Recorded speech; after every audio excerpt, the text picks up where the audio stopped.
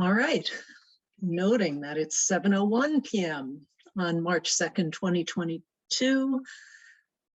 We will call the Board of Health meeting to order. Since it's a virtual meeting, we'll just do a kind of a roll call of who is present from the board. So Daryl Beardsley, present. Matt Beavers, present. Lisa Camp, present.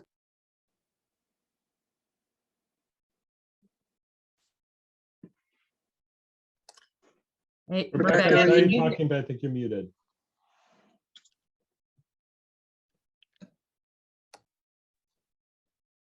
Can you hear me now? Yes, we can. Rebecca Honeywell, present. Matt Vitale, present. Okay. So we have one variance hearing this evening and then a number of other items for discussion as indicated on the agenda. But right now I'd like to announce any items to be added as not reasonably anticipated by the chair 48 hours in advance of the meeting, and then we can vote whether to amend the agenda. So I have one item about Woodhaven Community Room, and this would go under the COVID-19 update essentially. Does anyone have anything else? Sounds good. Okay, then do we have a motion to amend the agenda with that item? So moved. So moved. Second. Seconded. Okay, and we're going to do something differently. It occurred to me that as chair, maybe I should be voting last. And then, so if we skip over me, I'll just go at the end. But everything else I think can stay in that order. Yeah, we're used to alphabetical, so let's not rock that boat too much. Daryl, I'm gonna be late every time. You're gonna have to remind me for a while. I'm used to Okay. hearing your voice first. I think All But right. I will vote aye. Lisa, I. Okay, Rebecca, Rebecca, you're your muted. lips said aye, but your sound is off. Rebecca Honeywell, aye. Matt Vitale, aye. Daryl Beardsley, aye. It's going to be tough for me too. Yeah. All right. So why don't we go on to COVID?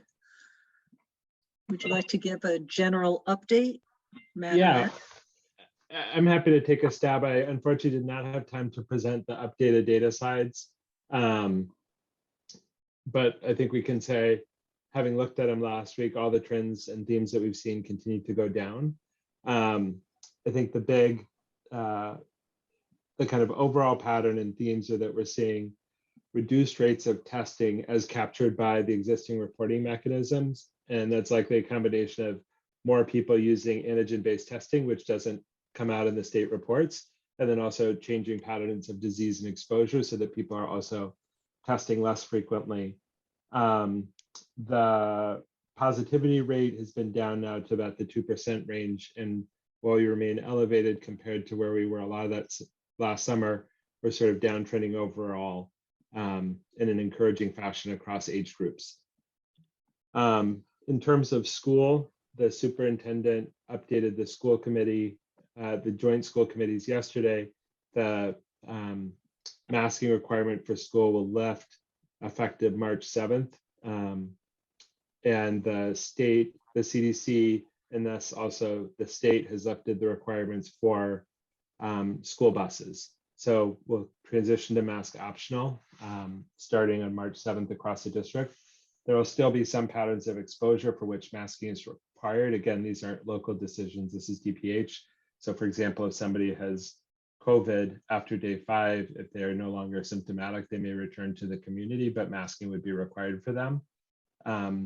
The sort of management of that in the school setting and the enforcement is not able to be perfectly enforced just because kind of being able to disclose an individual's COVID status isn't something that one can do broadly, but in talking to the district, I think they'll continue to work closely with families to make sure that that's on track.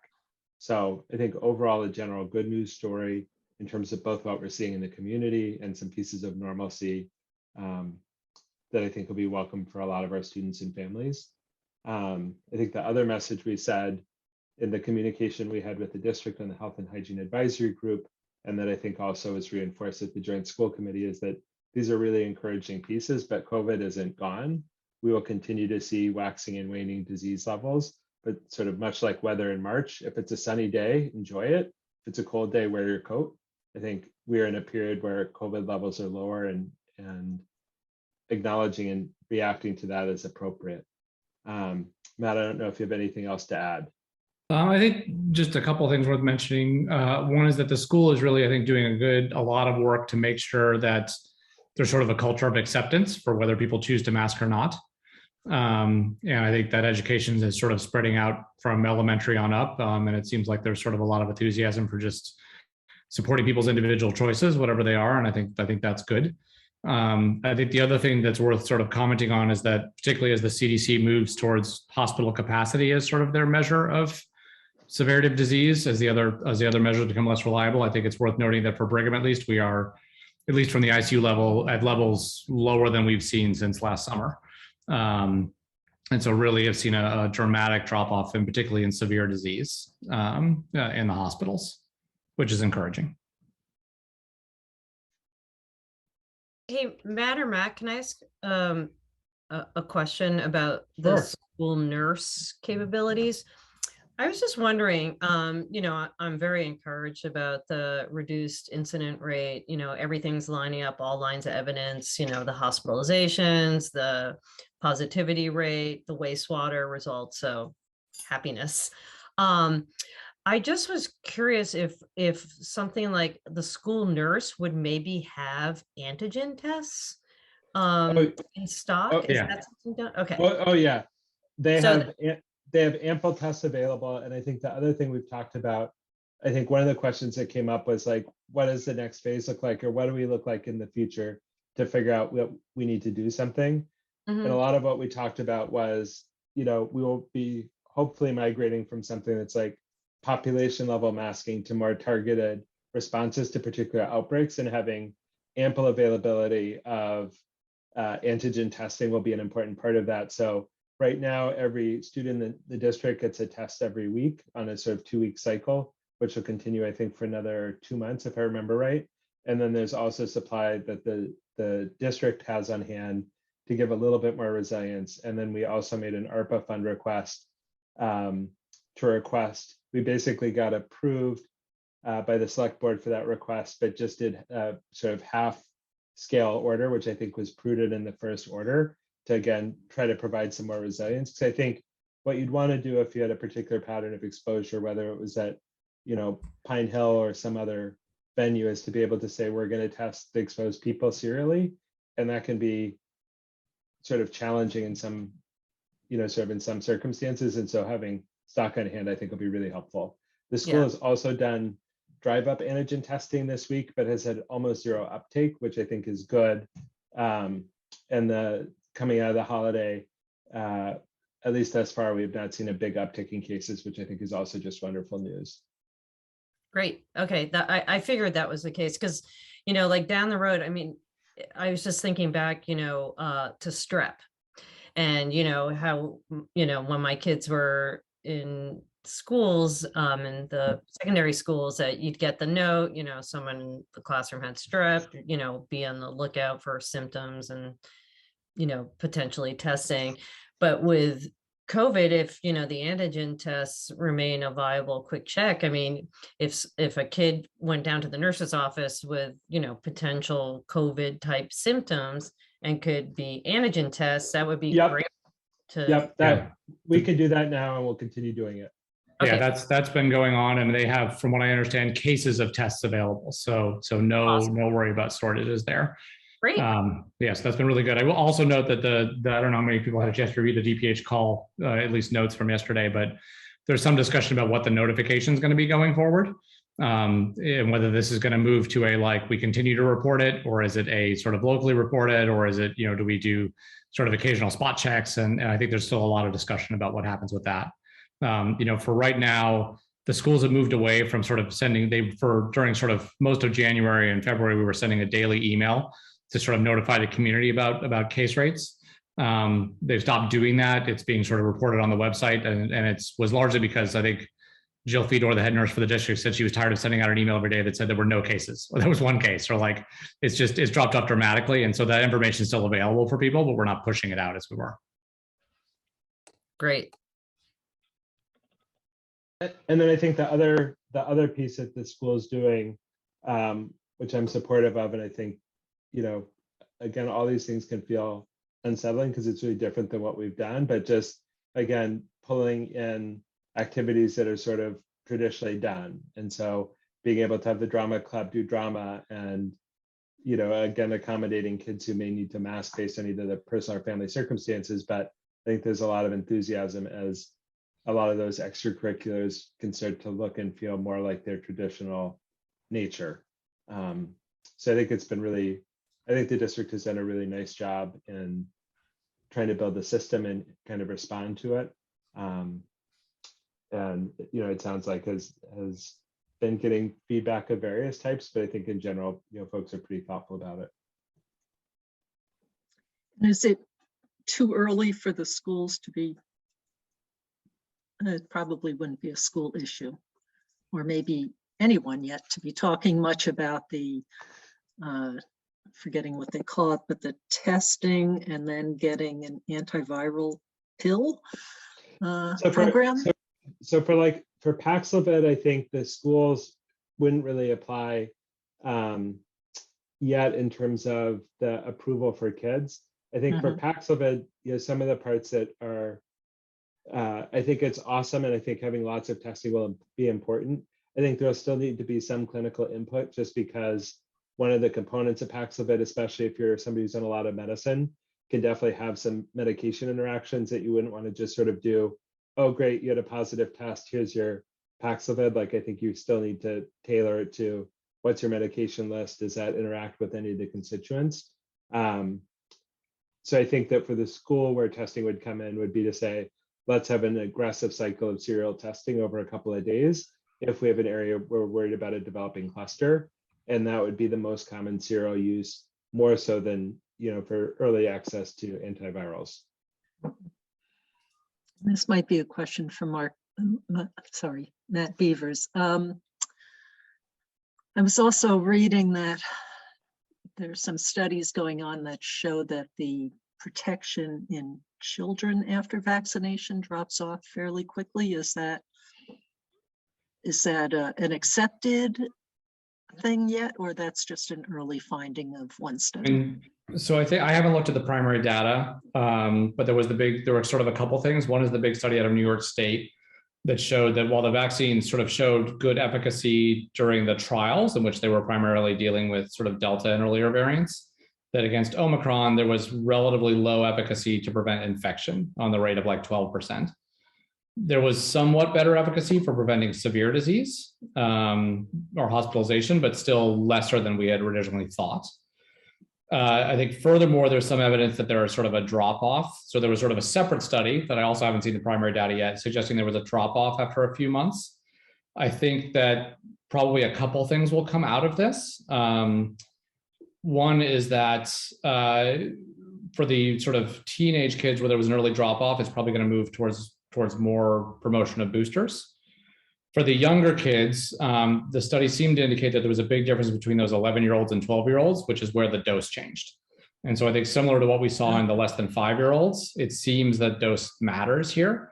And we had just sort of scaled it down, which I think sort of rationally makes sense. But I think what we're proving is everything we always learned in medical school, which is that kids aren't just small adults. And so you don't just necessarily scale. And so I wonder if there will be some changes in dosing eventually, particularly as we move to boosters in the younger kids. I think the one thing missing from all that data is that one thing that hasn't been studied is what impact, even if it isn't as effective at completely preventing infection, what impact does it have on severity of disease and on ability to transmit? Because we know the kids are producing antibodies, theoretically they should have less severe disease and theoretically they should be transmitting less, but we just don't have the data to sort of show that yet. I'll say as a parent of little kids, it was discouraging, but I'm still happy they're vaccinated. And I do still think having some antibodies is better than none. I think, Daryl, one question you'd asked before is sort of for the long COVID and the inflammatory syndrome. I think the thing Alexi shared with us was, there does seem to be, again, I don't think we know it from the New York trial, and in some ways we may be early for some of the Omicron piece, but there does seem to be a significant reduction in the risk of the kind of global inflammatory syndrome that we've seen that is rare at baseline, but vaccination does seem to significantly reduce the risk of that as well. And I think to the long COVID point, that continues to be difficult because we sort of as yet don't have standardized criteria for that. And so that's been really difficult to study the impact of vaccination just in general on that. Mhm. Okay. Any other general COVID updates or questions before we go on to the Woodhaven Community Room topic? Nope. I don't know if Kitty wants to explain it or I'll take a stab. So basically there's a consideration to have the community room at Woodhaven reopen, maintaining the requirements that they've had in the past, which is masking and also operating the ventilation system, both before, during, and somewhat after someone's been in the room or multiple people have been in the room. Kitty, jump in if I'm not characterizing that properly. So question is, does the board have any thoughts about this? I will note that it's following DPH guidance to a point and then taking the extra measures such as is seen for medical institutions and various other specialty settings that still do require masks. And it's certainly at the discretion of Woodhaven for that. I think my comment would be, I think it's to their discretion. I don't know that at this particular moment it's strictly necessary. And I think I wouldn't want to sort of have a mandate come from us or to micromanage, but I would be supportive if they feel that's something they want to do. I think it's a reasonable choice to make. Particularly when you're dealing with a population that almost universally is going to have at least a risk factor, meaning an older age.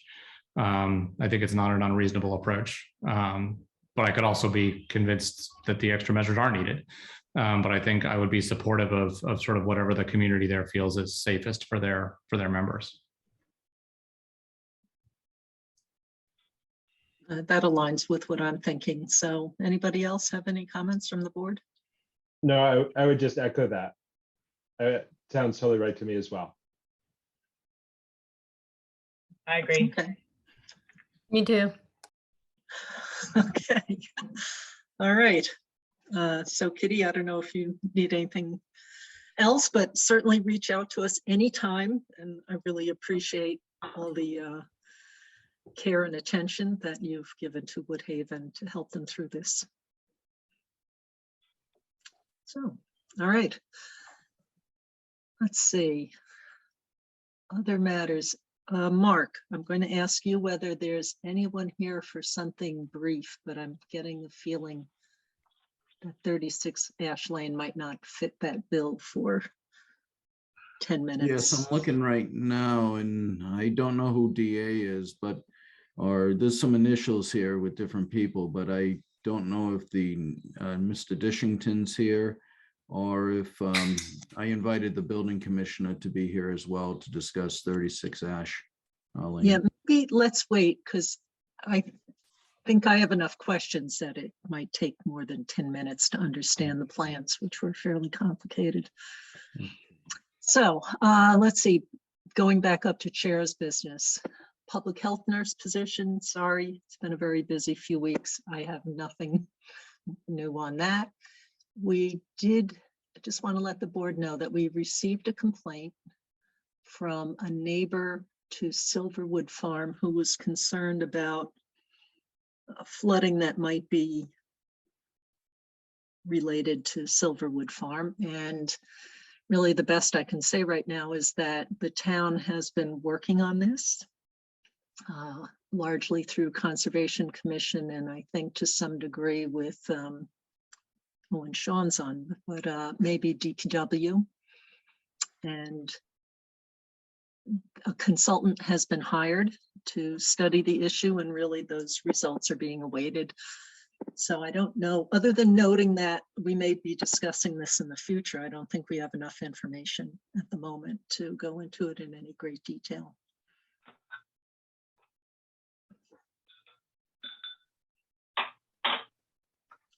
Okay. Do you think we can get through Eversource in the time we have? I think so. Let me bring up that. So Eversource periodically will send out to towns where it does management of the vegetation underneath power lines. And I can tell you from working with utilities over decades,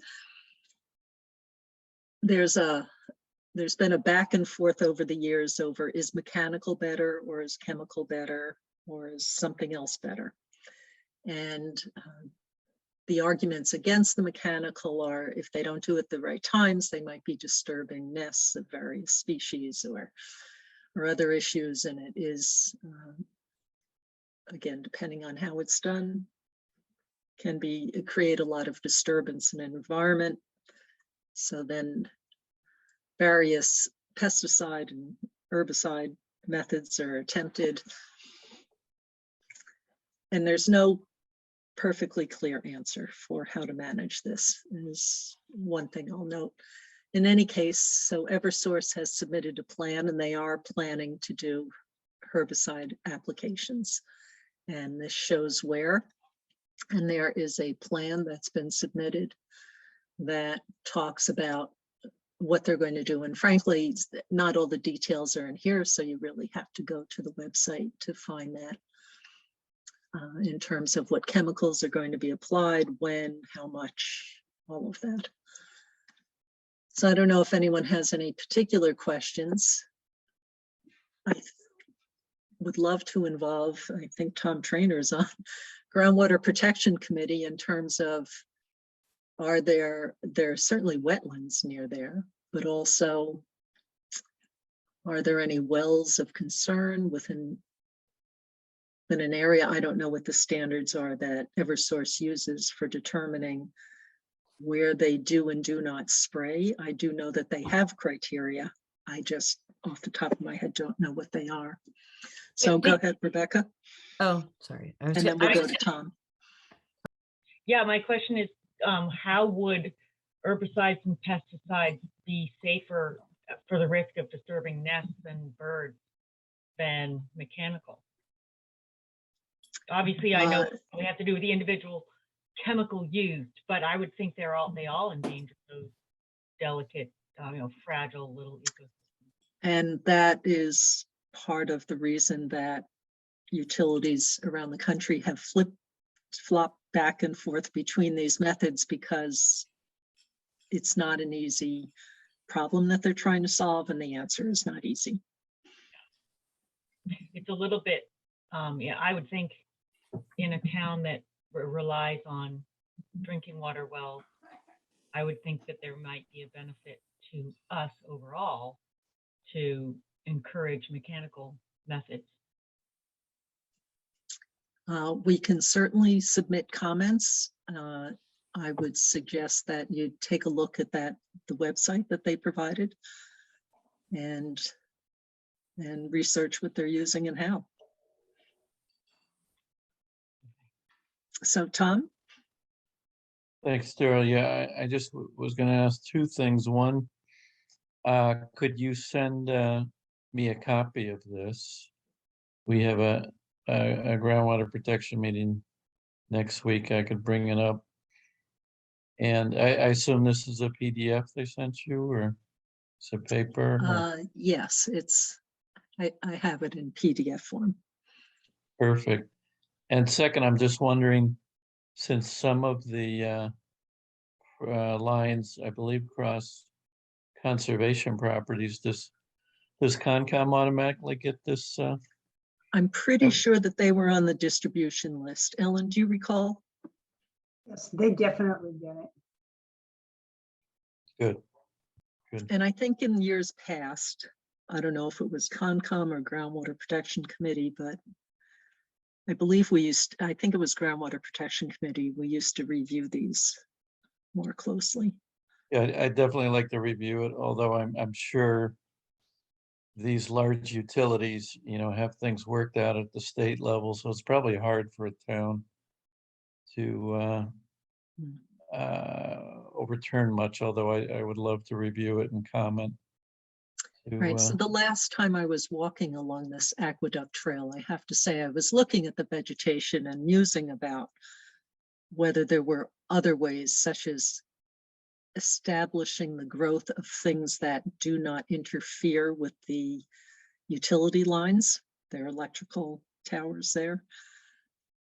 And whether that would be a strategy, but I also noticed that a lot of what was growing there now are invasive species. So Yeah, I was just gonna Yeah. say that. nothing Yeah. Oh, yeah. simple.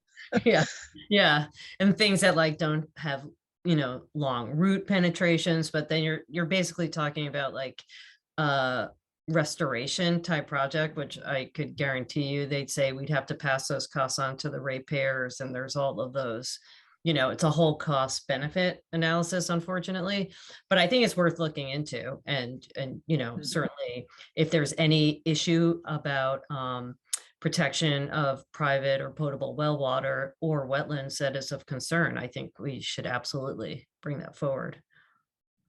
Right. Be interesting if there were other progressive things going on that would enhance this as a wildlife corridor rather than detract from it. So, great, Tom. Your group will be perfect to look at this. All right, let's We'll see. give it a shot. Thanks. Okay. Okay. So,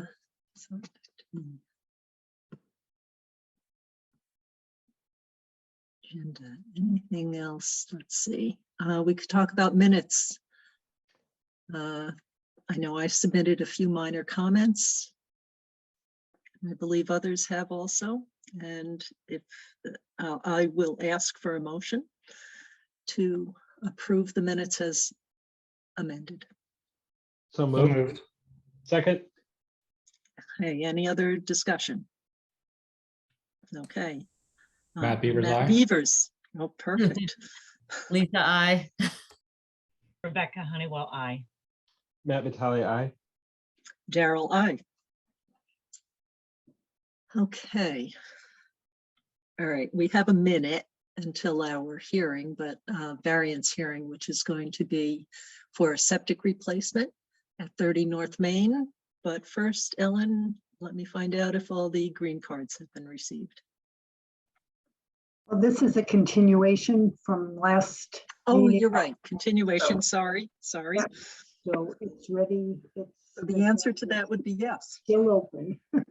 Oh, darn, now I need to wait for a minute before we get started, but I believe I saw Dan McIntyre has come, and also the property owner is here. And if there are any abutters, here's how we'll do this. We will review the issues. There's been some modification, I believe, to the variances that are being requested. The engineer will present. The board may ask questions, the health agent may weigh in, and then if anyone who else who's present is interested in asking a question or raising an issue, there'll be time for that if we haven't already covered it on the board. So let me bring up the septic plan.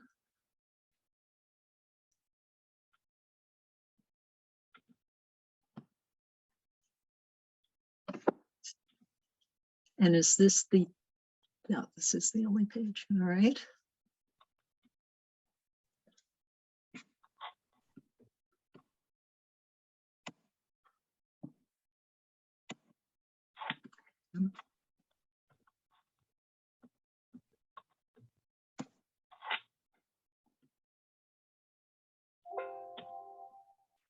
Okay.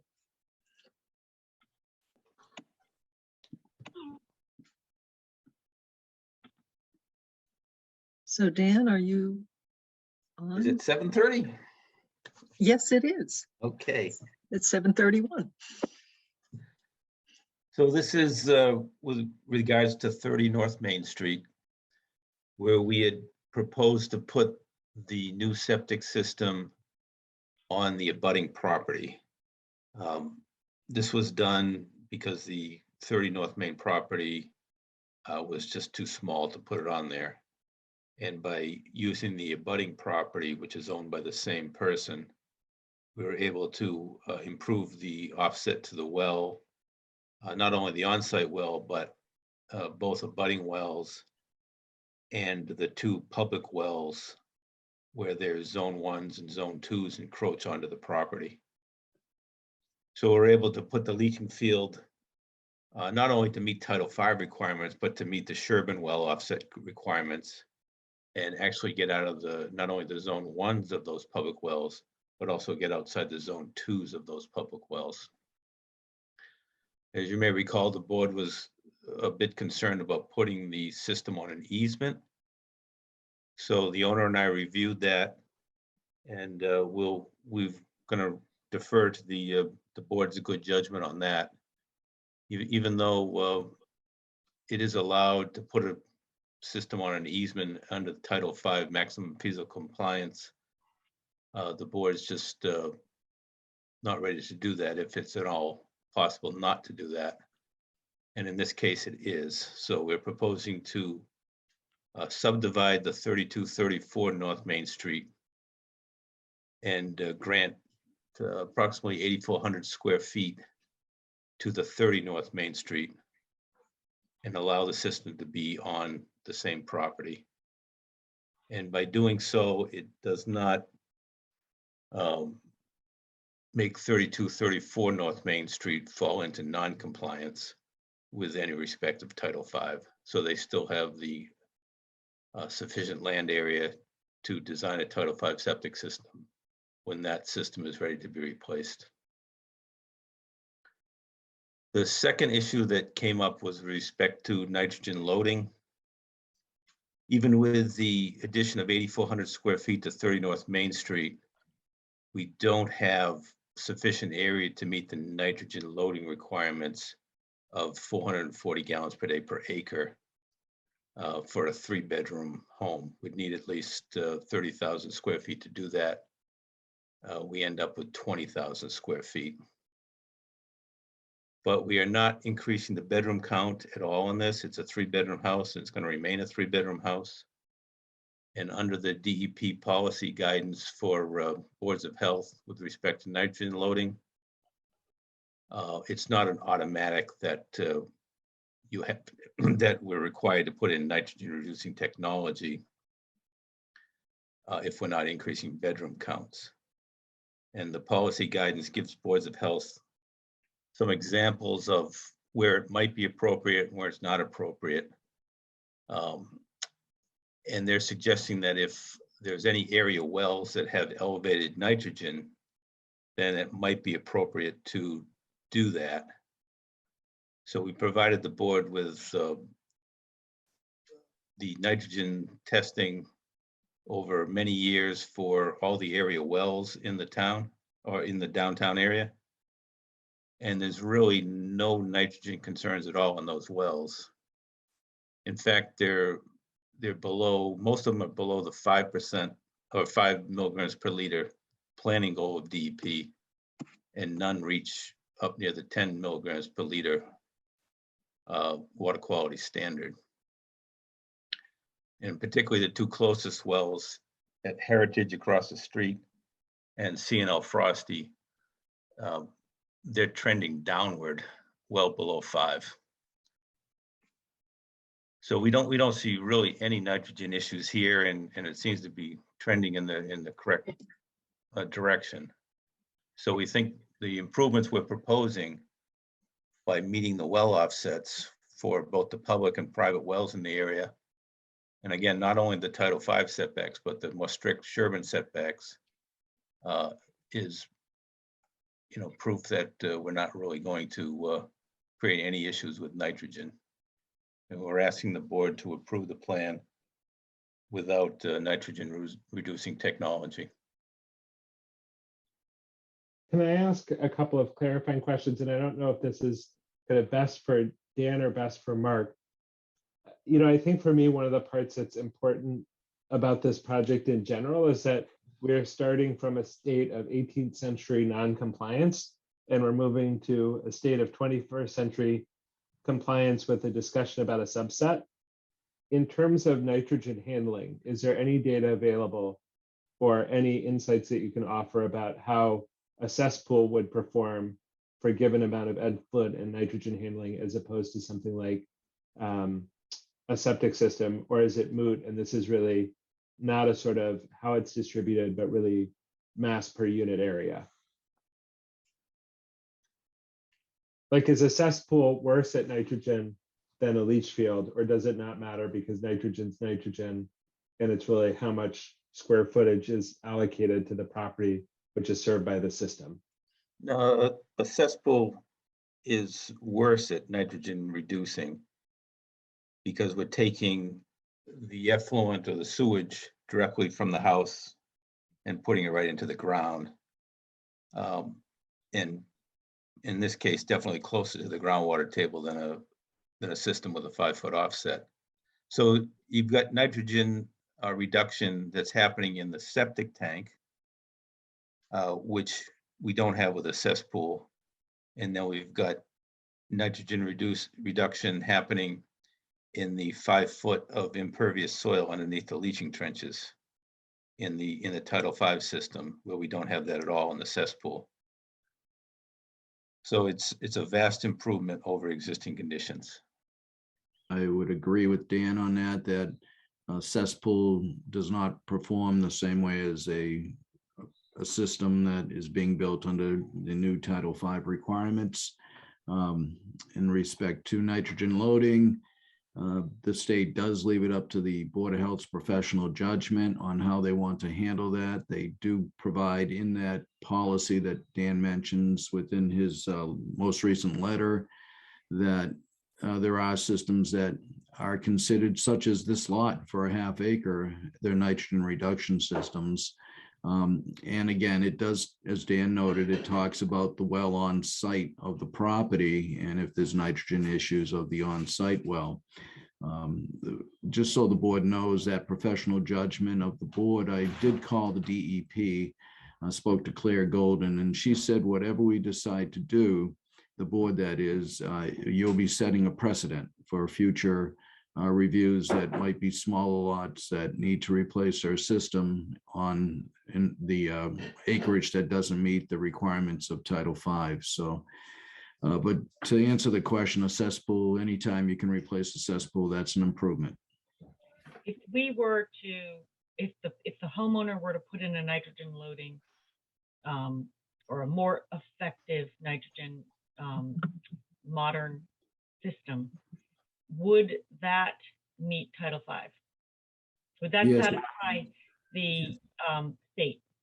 It would under the policy. That is correct, Rebecca. Under the policy, it does state that if you have a lot that's smaller than what it should be, the whole purpose of nitrogen reduction is not to, excuse me, put in big systems on small lots or overuse the lot for sewage disposal when there's a well on it.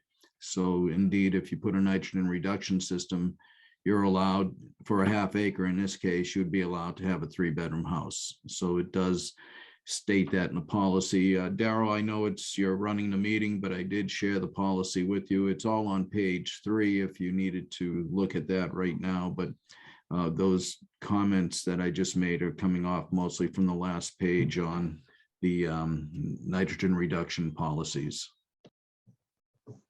Just to be clear on sort of Rebecca's question, it sounds like if a nitrogen reducing system was included, it's sort of no question, this is fine. But it's sort of also left up to the discretion of the board. We could approve a system that otherwise meets Title V without a nitrogen reducing system. Within the policy, that is correct, Matt. Okay. They do allow you both options. The only thing I would caution the board on, whatever you do with this one sets precedent for any future reviews the board does on properties of this nature. Yeah, I think that's the biggest question for me is sort of exactly what precedent we're setting.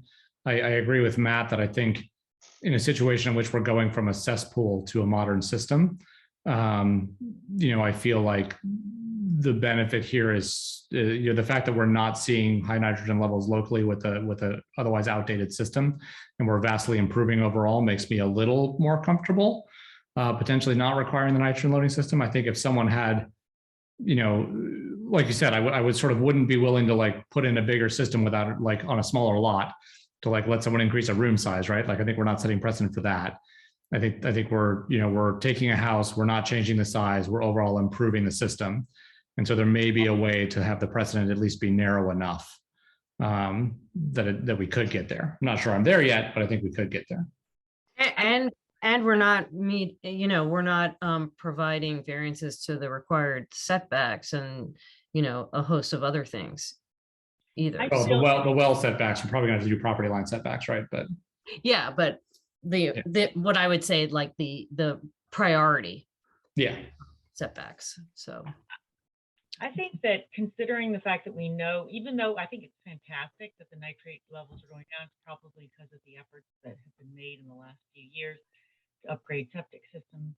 People are much more careful and taking good measures.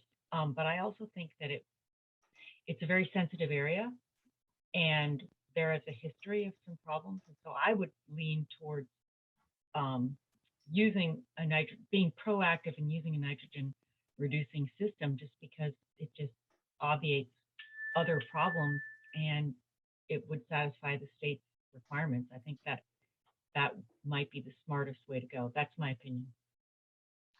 So I'll mention a few things about nitrogen. Working with wastewater treatment plants in the past, the nitrogen consuming bacteria can be very difficult to maintain so that they're effective at what they're doing. And so that means conditions in the tank need to be good, because that's where you're going to get possible destruction of the nitrogen or breakdown of the nitrogen compounds. So people need to be careful about what kind of chemicals they're using in their home that are discharging into the tanks if you want that process to be effective. I'll agree with Dan when he was saying that, well, at least it's not, the cesspool was very close to groundwater, so there's not much time for much to happen to the nitrogen between the cesspool and the groundwater, and then it's off and running. But so when whatever gets through the tank and goes out into the leaching field, really the only thing that there might be some bacteria, but what's mostly dealing with nitrogen compounds in the soil is simply adsorption and absorption going on. And once those sites are filled up, that's when levels might start to build up in groundwater, because the soil won't be capturing and holding it physically any longer. So our trend, I'm actually pretty surprised by these trends, because these numbers, which was the last time I looked at the data in probably, must have been around 2018. I'm not sure why this went up, and I'm wondering if some of the reasons for it going down is we have had other systems that went in downtown that did have nitrogen reducing technologies, because for many years we were going up, and at one point the Mass DEP actually contacted Sherborn and had many representatives from Select Board, Board of Health, Groundwater Protection Committee, anyone they could get to come. We went to the DEP offices, and they were concerned about the nitrogen levels that they were seeing in town, and that was in the early 2000s. So, so even these elevated numbers, this is above what you would expect to find background without anything around, because the best thing to deal with nitrogen are plants. So as soon as we put this stuff underground, that's where only really the mechanical filtration is taking place. So it's a complicated topic. I don't know what some of these changes might be due to. Could it be changes in activity from COVID? Who knows? I don't know what the delay time is, and when you make a change at the surface, and what happens in the groundwater. So I feel like it's a really complicated topic, and I fully appreciate that this is a huge improvement over the cesspools that are there. The question is, how are we going to define this so that, let's say, we don't require the reducing technology here? So what are we going to say to other properties who are similarly constrained in the future, which are going to tend to be downtown, not exclusively, but could be, or any 1 acre zoning areas, to avoid like an unintended consequence of then have we set a precedent that we can't deviate from, and we're going to see rising nitrogen compound levels again. So that's my concern. I mean, so Daryl, if I could just weigh in 1 second. Yeah. You know, I think we just need to say science and fact-based, and, you know, just looking at the data, you know, I don't know if I can necessarily explain it. It sounds like there could be a bunch of positively confounding factors, including upgrades to other systems in the area, although I don't have the information on how many systems in this zone really changed between 2018 and now, or if there was, you know, some kind of weather anomaly or precipitation anomaly when it was elevated. And what we're seeing the rest of the time is some more, you know, typical trend in terms of those nitrogen levels. But you know, I think that we have certainly the right and opportunity to weigh the facts at the time we're making decisions, and not necessarily look at saying, oh, we did this once, you know, 5 years ago, so we have an obligation to do it again. I don't think that's necessarily the case. And I think we always have the right to, you know, assess and evaluate data at the time in, you know, that locale and the conditions, et cetera, you know, the size of the lot, you know, the number of, you know, bedrooms and the uses of a property, especially in downtown Sherborn, which can, you know, also be commercial, to base our decision upon. So I guess, you know, I wouldn't go too far down the rabbit hole that if we make a decision tonight for this based on the facts that we have at hand, that it's necessarily extrapolatable to a future condition. I think we always have the opportunity to base it on the facts at the time. Okay, good. And I'm glad that's in the record, because that's how I do think we should be able to view these things. When I look at the ones that have the longest time frame, there is up and down, but it is all hovering, you know, between 2 and 3. Yeah, that's a pretty small, that's a small scale. I mean, to me, that's the same number, you know, in environmental data, that's the same number. That's a very steady sort of trend. Yeah, no, that's what I'm saying. For the ones that go further back, some of the ones that didn't go as many years back were a little hard to tell. Can I ask one follow-up before we go to Steve? Would that be okay? Yep. I just want to make sure, I think that Lisa's point about sort of tailoring to the circumstances is clear, but also just want to make sure I sort of fully grasp the sort of parameters. So in this case, what we're saying is the system has no change in design flow. It is a replacement system for a failed system. The kind of feeling of the board is like the baseline, and Steve, I don't mean this unkindly, but the baseline is so bad that this is way, way better. Like, this isn't that we're a little bit, you know, we're kind of incrementally improving. I think that what we're starting from is one of the more challenging scenarios I've seen in my time on the board. And so it really is that we're replacing a system that is both in failure and can be reasonably anticipated to be very poorly performing. And the scenario in which this, like, and again, Mark, I'd invite you, if I'm getting the math wrong, or Dan, the scenario where this would apply would really need to be sort of historical less than 1 acre lots, like a newly zoned or a zone for 1 acre area would not run into the same condition. It's really that the footprint of the lot is sufficiently small that a kind of 3-bedroom minimum size house is too big for it as it relates to this calculation. Do I kind of have those pieces right in my head? I would say, Matt, to answer your question, you may see some 5-bedroom system, or say 4-bedroom systems on presently existing as a 4-bedroom on a 30,000 square foot lot. It's every 10,000 square feet. You need to have 10,000 square feet for every bedroom, to rephrase that. Okay.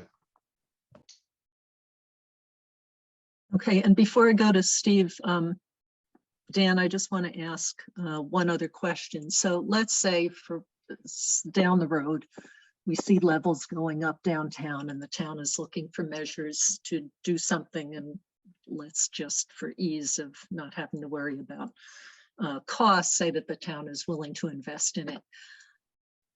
I believe some of the nitrogen reduction systems essentially take place prior to the leaching field. Is that correct? Yes, most of the ones do that. Or I think actually all of the ones do that for the final disposal at the leaching field. Okay, so if there was a problem in the future, it's more modifiable than doing something different in the leaching field, is, I guess, how I Right, view the it. leaching field would be the same. We would do the modifications at the septic tank. Okay, Steve? Yes, thank you. I just wanted, I know at the last session we had, I brought up the fertilization of the Jameson field. And Daryl, I think you kind of had an understanding of that as well. That's the amount of fertilization has gone down quite a bit, with no applications 2017, 2019, a winter application 2020, no applications for 2021, whereas prior to that, there was quite a bit of fertilization taking place. So I think you guys are right in saying we've got better systems that have been going in place in the downtown area. But I also think a big factor of it is because the field is directly behind the house, is that fertilization. That's one of the, at least from all the research that I know, is that fertilization is one of the main causes of nitrogen loading. And the town's been able to reduce that for the Jameson field. And I think that's why we're seeing this line going down, the amount of nitrogen going down over time. Thank you. Good point. And Rebecca? Oh, I was just gonna, first of all, I want to say I'm really happy that Mr. Constantine went ahead and divided the property lines, because I think that's great and it simplifies things a lot for us, and it's probably better in the long run for the future residents. But I don't think it even really matters what the source of the nitrates are. I kind of feel like if the state advised us that maybe the best thing is to just go along with what they recommend, because that probably in the long run is going to be more beneficial for everyone. And if something goes wrong, then they can just say, well, look, we advised you to do something else and you didn't follow our advice. So that, I don't know. That's why I'm leaning towards following state guidelines or guidance.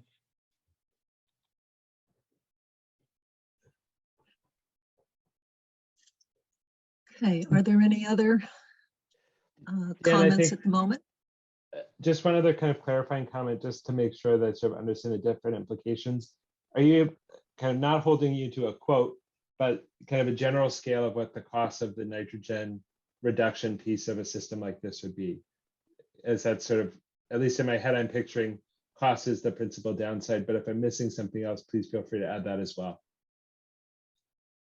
The last one that I was involved with, we put in a fast nitrogen reducing technology. And these technologies, they work, as Daryl said, they work in the septic tank. And under the DEP approvals, there's two sets of approvals. One can get the nitrogen down to 25 milligrams per liter before it goes to the leaching field. Another approval gets it down to just 19 milligrams per liter before it goes to the leaching field.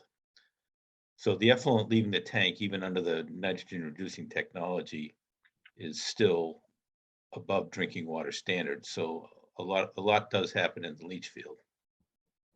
But the cost of that was to go from 3 to 4 bedrooms on a 30,000 square foot lot. That unit cost $8,000. Thanks, Dan. So maybe in the long run, I'd like to see us educate people more about what goes into their septic tanks and how that affects the biological processes that are trying to go on to deal with these kinds of contaminants. And frankly, the things that would kill off the bacteria that would help with this are the same things that we probably don't want to be drinking in our groundwater anyway. So that would be my pitch for a more sustainable view of how we manage septics. But are we ready to go on to the variances? And then we can certainly have more discussion on the points. But ready? So, all right. So do we have a motion to grant a variance section 10.2, which has to deal with the property line offsets? So moved. Seconded. Any other discussion on this? Okay, Matt Beers. Aye. Lisa, I. Becca Honeywell, aye. Matt Vitale, aye. And Daryl Beardsley, aye. And can I just ask one operational question on that piece in terms of kind of what are the next steps in terms of operationalizing that transfer? Like how does that then sequence? We would have to have the surveyor create those lot lines and create a plan that can be recorded at the Registry of Deeds to transfer the land. Okay. And we're assuming that would be a condition of the approval that would have to submit that plan before we start construction. Yeah, that's what I had in mind. Thanks, Dan. Okay, and do we have a motion to grant a variance to 13.01, which has to do with the distance from the building to the septic tank? I'm happy to make that motion. I just also want to acknowledge, I think one of the other materials we got in our document was, I think, a pretty complete letter from Dan addressing a question raised by an abutter by letter that I think kind of talks about this in more detail as well. Mhm. I don't know that we have to bring it up, but just acknowledge for the record that, you know, it was there that concern was raised and addressed by the engineer. And I just want to concur with Matt. I was going to add that to my comment when the board asked for comments. Yeah, it's very helpful for me. Thank you. And so Okay, I did think we have a motion, a move and second? So moved. Seconded. Okay, so any other discussion on this? Mark, I guess you were going to make a comment? No, I was just concurring with what Matt said. Indeed, Dan has provided the board and myself within the letter information on the reason why the septic tank is 91 feet away. And I think that favors the variance that the board just granted. If when you go so wish to close the variance hearing, I'll make a recommendation for the plan to be approved conditional to the property line being properly recorded prior to the release of the plans. And a couple of small modifications on the plans will be needed, but I'll wait till that point. Okay. All right, any other comments on this variance? Okay, take it away. Matt Beavers? Sorry, I'm having trouble with the mute button. Matt Beavers, aye. Lisa, I. What are we voting on right now? The 91 foot. 13.0.1 variance. Okay. Your turn to vote. Oh, Rebecca. I thought Matt Beavers just voted. Did Daryl? He did, and then I Lisa voted did. and Lisa I voted. voted, yeah. I apologize. Rebecca Honeywell, aye. Matt Vitale, aye. Daryl, aye. Okay, and then we have the issue just whether we would require any nitrogen reduction. So I'm not sure if we're not going to really take an well, it depends. Does anyone want to make a motion about how we address this? Or that we don't need a motion because we're not requiring something? I mean, I think it could fall under the plan approval, right? Because the plan doesn't currently indicate a nitrogen reduction system. That's Am I wrong correct. there? Yeah, there's no that would be a nitrogen. nice, I like that way to deal with it. Okay. Okay, so in that case, Make a motion that we recommend a nitrogen reducing system to be consistent with state guidance and Title V. How do we do Alright. that and reconcile that with a vote, though? I don't. Yeah, Mhm. that's what I'm saying. I was making a movement. how Yeah, but about we that's- do, Mhm. so Matt Beavers proposed and the agent agreed that we can look at this when we're approving the plan. And whether it's so effectively, if we approve the plan, we say it's fine without it. If we vote against the plan, we could then say we would want to see a revised plan with a nitrogen loading system. Okay. Okay, Rebecca? Yes. Okay, all right, so I'm going to close the hearing, and Mark, are the plans ready for approval? They're ready for approval, and as I noted a minute ago, the only issue is some language on the actual revised plan still reflects the easement within in a local upgrade approval, so that language could be cleared up. And that can be done and submitted back to us after the property line's approved, but I would recommend the plan be approved with those minor modifications just noted, and with the requirement for the property line to be recorded as shown by this sheet 1 of 2 on the most recent revised plan prior to the final stamping of the plan and release. All right, so I'll ask for a motion to approve the plan with the conditions that Mark has noted. And once we've moved and seconded, then we can have further discussion. So moved. Seconded. Okay. So So to clarify, approving this allows no improvement in nitrogen reduction. yes, I don't know if I'd say that because it's better than a cesspool. But No approving this- improvement over the proposed. I understand Yeah. that. Yeah, approving this means they don't need to add a nitrogen reducing system.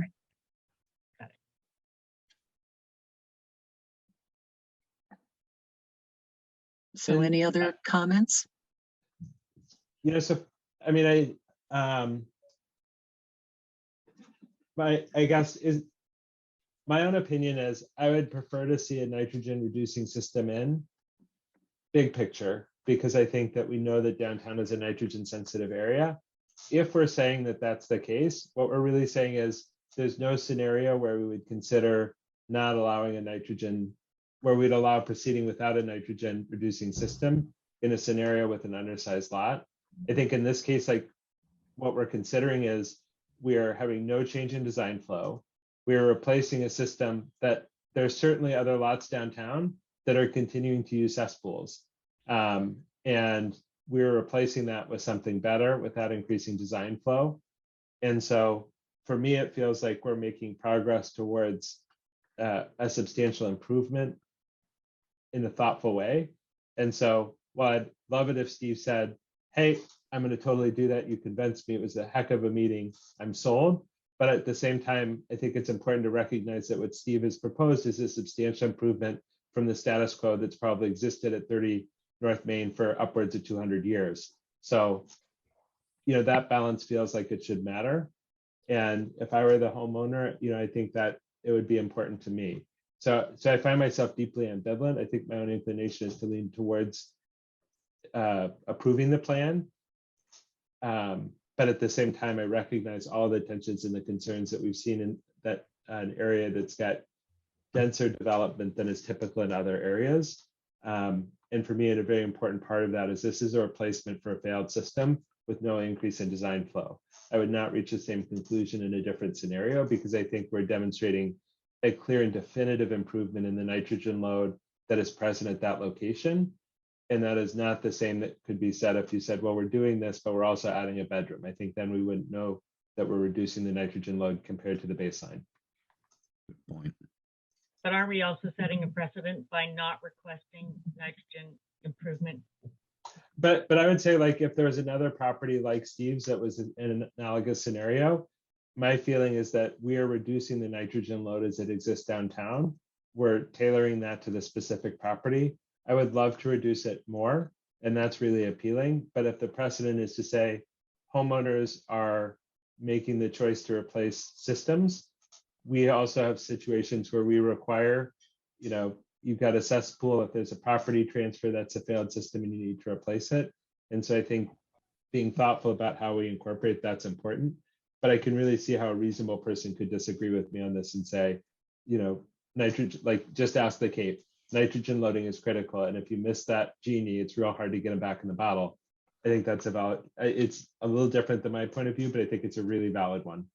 I totally get everything you're saying, and I agree with everything you're saying, except for I also think that as a Board of Health, we should recommend the thing that's going to be the best for the current owner, which is Mr. Constantine, and the future owners, because it will benefit them. We're seeing this trend, but that was the whole point of recommending getting away from, systems that didn't work to improve systems. And at some point, if the numbers were dramatically low, then I would say, nothing to worry about. But unfortunately, it's a trend, but it's not. But we aren't looking at long-term data. We're looking at right now. So I don't know. I think we should. I don't know how much. And also putting in a system that is not a nitrogen loading system isn't free. So if he's going to go to all this effort, why doesn't he do the best possible thing? That's just my opinion. Yeah, I mean, Rebecca, we looked at trends that were from 2007, so it's not just recent. These several of these trends, some of them go back even further than that. So in terms of groundwater data, I feel pretty comfortable that that's a stable to decreasing trend. It's I have no. Okay, I mean, I get it. I understand data. I'm just saying that I still would go with what the state recommends. I think it's not for my interest, it's for his interest. It's for the town, and this is a nitrogen sensitive area, and that's why they're asking the Board of Health to comment, because it would be the best for everybody to do that, and it's consistent with Title V, and it's consistent with state recommendations. We have it in writing, so that's my reason. I don't know what the difference is in cost between the nitrogen sensitive or nitrogen efficient fast system compared to something that wouldn't be, because he has to put in a new system anyway. Sounds like from what Dan said, it's about $8,000. Yeah, it's an $8,000 delta. But is that the difference or the cost? Yes. No. The difference. 8,000 more. Okay. Anyway, my job and what I'm commenting on is the end result, which is safer, better water, safer, better environmental conditions for this individual as well as the town as a whole. So that's what I'm talking about, is long-term value, which is hard to quantify. So Mark, if you can recall, when we've had fast technologies and their other like technologies installed, what has been the driver for that? In most cases, it has been an increase in design flow. Town hall is a good example. They put a BioClear, that's another nitrogen reduction system when they built the police station. But in most cases, this is one of the first we've seen where there's no increase in design flow outside of a couple other repairs. But that's the one I think of. We had another house down at the corner of Cider Hill and South Main Street that I believe was going from 4 to 5 bedrooms on a 40,000 square foot lot. So they had to do it there as well. So it's, in the past, it has been increases in bedrooms. Okay, and then I believe the Fisk property put in a system, a fast system. I think they may have that, and they took the advantage too, I think, of going, and I'd have to look at that plan, but I know one advantage was to lower the septic system about 3 feet, because originally that was a mounted system. If Mm. it's the carriage house you're talking about, and they brought it back 3 feet reduction. And to do that, I believe they were using IA technology of that time, and I'd have to see if it was fast. I can't remember. That was 20 years ago or so now, I believe. Right, and I have the chart for them, although who knows if what they are doing on their property is influencing their groundwater in particular. Hard to know. So I am, right, I have mixed feelings on this, but I do think that, right, overall there's an improvement. We can always change, I guess, any one downtown or in an area where nitrogen levels may be increasing, might have to do something differently in the future. And I think there will be a way to do that. And I also don't, even though nitrogen is important and it's a marker that we use for just understanding that septic effluent does reach our groundwater, it is an indicator of that, absolutely. But it's not the only contaminant of concern. So this goes back to, if we can manage things better, we'd be better overall, and manage it in a way that will also be beneficial to nitrogen. So I guess I would encourage this particular property owner, if we do not require the nitrogen reducing technology, to look into that for how they're using their septic system. So any other discussion, or shall we? I mean, I think to Move me, on that's to- what, I think you really said the key point for me, which is that what is proposed from what we've discussed tonight represents a clear improvement in the nitrogen load as experienced in surrounding properties, experienced in wells within the public water supply, or public water supplies within the radius. Like, these are all clear improvements. It's really a question of what magnitude are we asking the applicant to kind of carry forward, and how great an improvement should that be? And so I think for me, when we think and talk about precedent, that's a really important part of the decision, is that everything we see tonight shows us that there's a demonstrable improvement in the performance as it relates to nitrogen in this area from the status quo to the proposed state. It may be that magnitude could be increased with other technologies, but that is, I think, the key piece that you said, and certainly for my own feelings as well.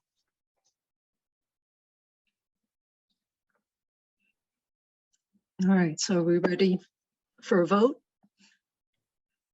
Sounds good to me. Okay, All right. Matt Beavers, aye. Oops, sorry, Lisa, I. Rebecca Honeywell, nay. Sorry. I'm muted and video sounds. Matt Vitale, aye. And no need to be sorry, Rebecca. We all have to do what we think is best. and Daryl Beardsley, aye. Okay. Any other questions, Steve or Dan? I just No, wanted to say thanks. thank you very much. That was Yep. actually a good discussion. You don't have to sound so surprised, Dan. Thanks, everyone. I just wanted to say, I know it's been a long, drawn-out process, but again, I appreciate everyone putting their time into this and the thought that went into it as well. Thank you. Okay.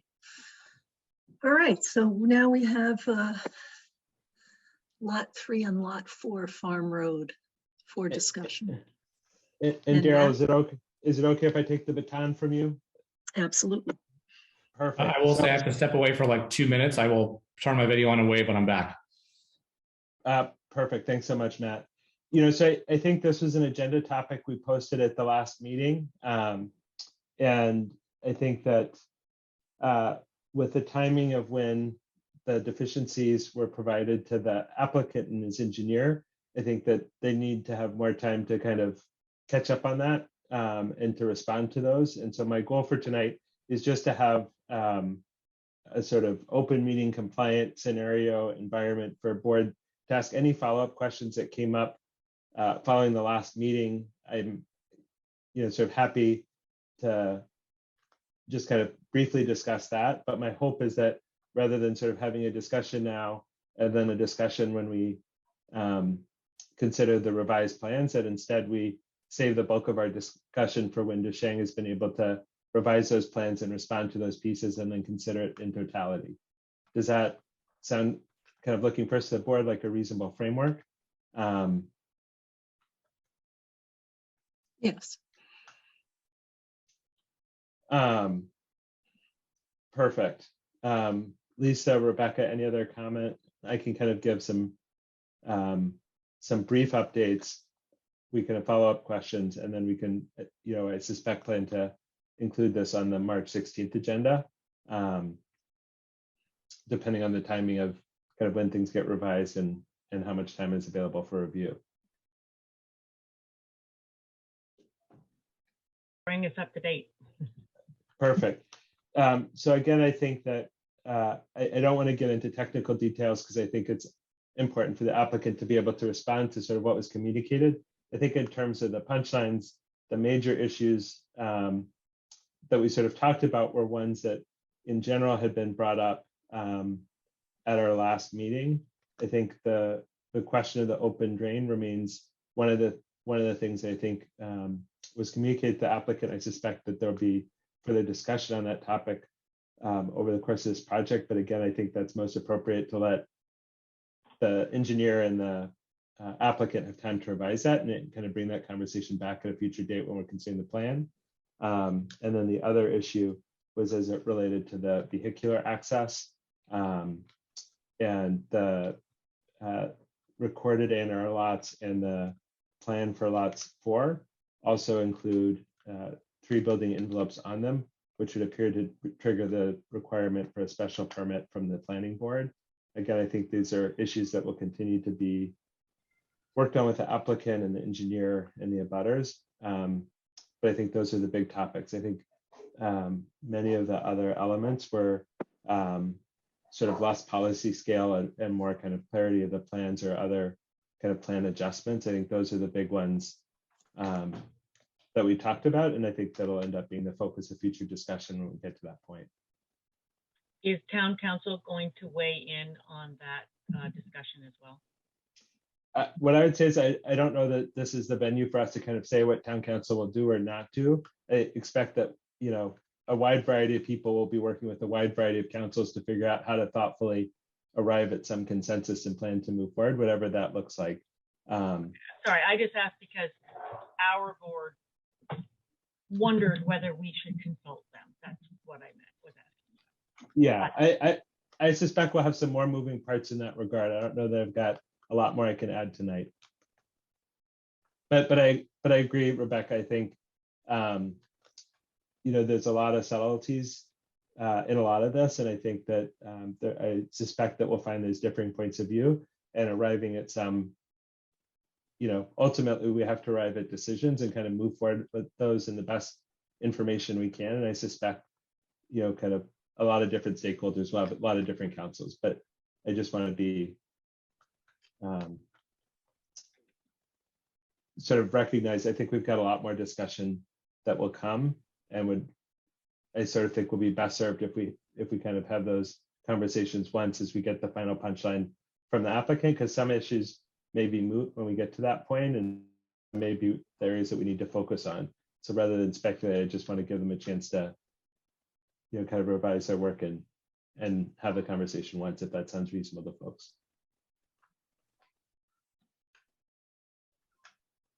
Sounds wise to me. Are there any other, again, I feel like it's always hard, but any other questions that members of the board have?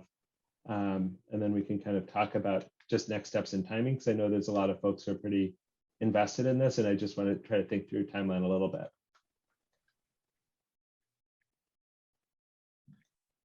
All right, so hearing no other comments. Dusheng, I don't mean to put you on the spot, but I just want to be clear for kind of agenda planning and recognizing that you got the plans only a day or two, or the deficiency letter only a day or two ago.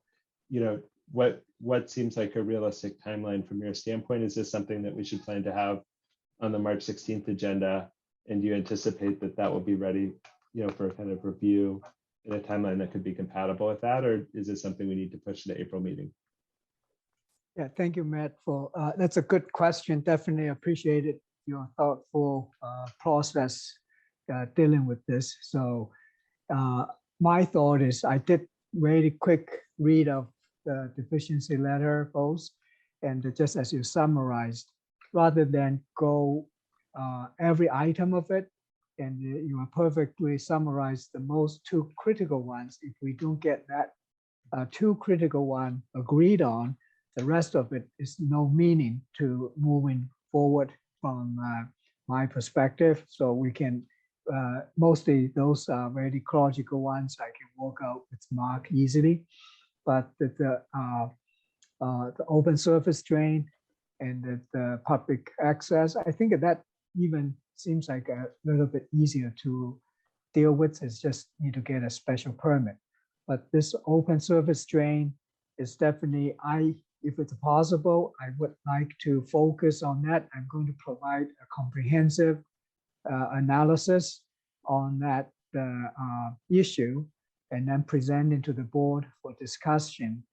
And if we can get that issue settled, it's not just for this project. As far as I know, working for so many years, I don't believe the board has applied that. And my understanding of 10.2 is totally different. That surface drain, I don't want to elaborate at this point. I don't really think it was any arbitrary, no defined terms in the regulation, which is put in the category of wetlands and the streams, which basically said, including streams, brooks, ponds, swamps, and the other resources defined in the Wetlands Protection Act.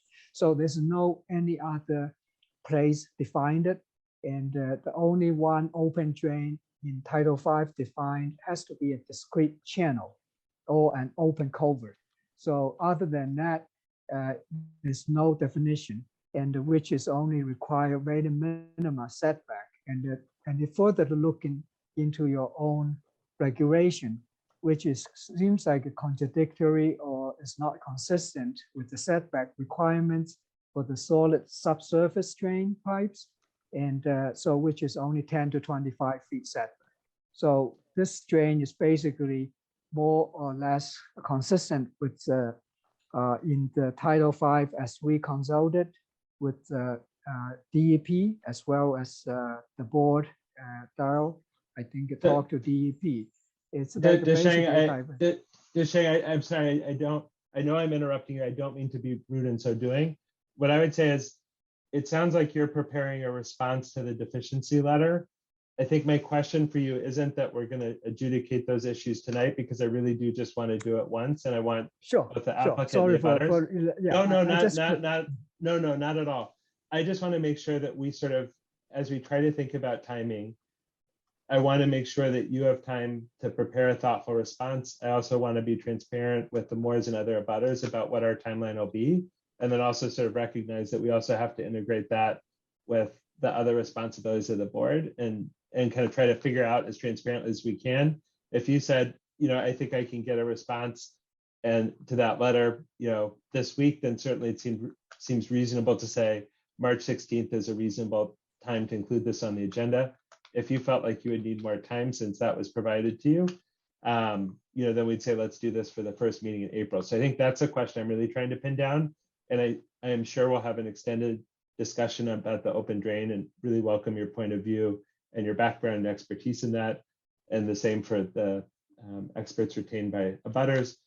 But I'm hoping tonight we can just kind of pin down timeline. So I guess my question for you is, does March 16th feel realistic in terms of when you'd be able to have something prepared so that we could review as a board in advance? Or should we look at the first meeting in April? Yeah, I feel the first meeting in April is probably more realistic. Yeah, okay. And yeah, so if we want to do it in March 16th, that's what my question is. It's possible we focus on the open surface drain issue rather than go to the other ones, which What- in my view, it's probably, this is the most critical issue we get to resolve. What I would say is, I think it sounds like, my preference really is, I think we've had a lot of projects that, or a lot of parts of this that we've considered in pieces, and I'd really prefer to sort of do it where we're considering the plan in totality. So from what you're describing, I would favor the April 6th meeting as the time to discuss it, and we'll sort of look forward to your response. And then, Brian, I see your hand up, and we'll sort of recognize that. I just want to make sure, particularly since I interrupted Desheng, that I'm not kind of inappropriately curtailing him. Desheng, does that all sound okay to you? Yeah, I would, as I just trying to wade into the issues. As I explained, if we don't get the surface drain issue settled, there's no meaning to go with our other design details. So I hope that makes sense. If we spending the time and we cannot get this most critical issue resolved, it's wasting my client's resource to do the other revisions. Okay. Thanks for that, Desheng. Brian, do you want to go ahead?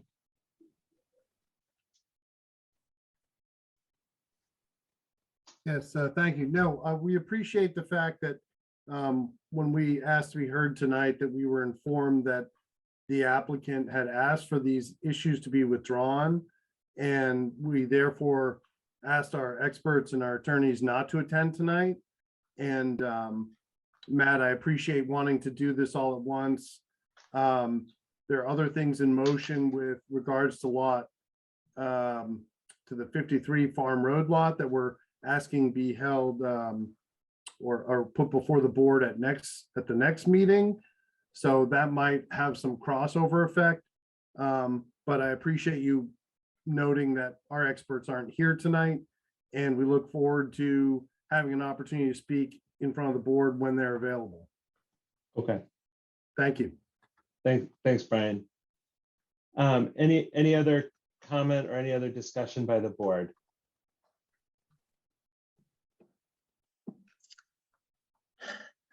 I agree with you that it's difficult to divide up a project into little pieces. And that has not worked as well as a process on quite a number of occasions. However,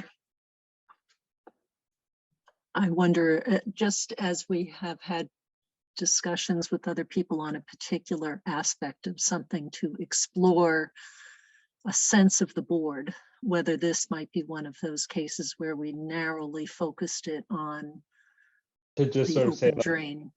to sort of say, like, the topic for the 16th, for example, would be, we are not considering the full plans. The agenda topic we're sort of doing there is the open drain.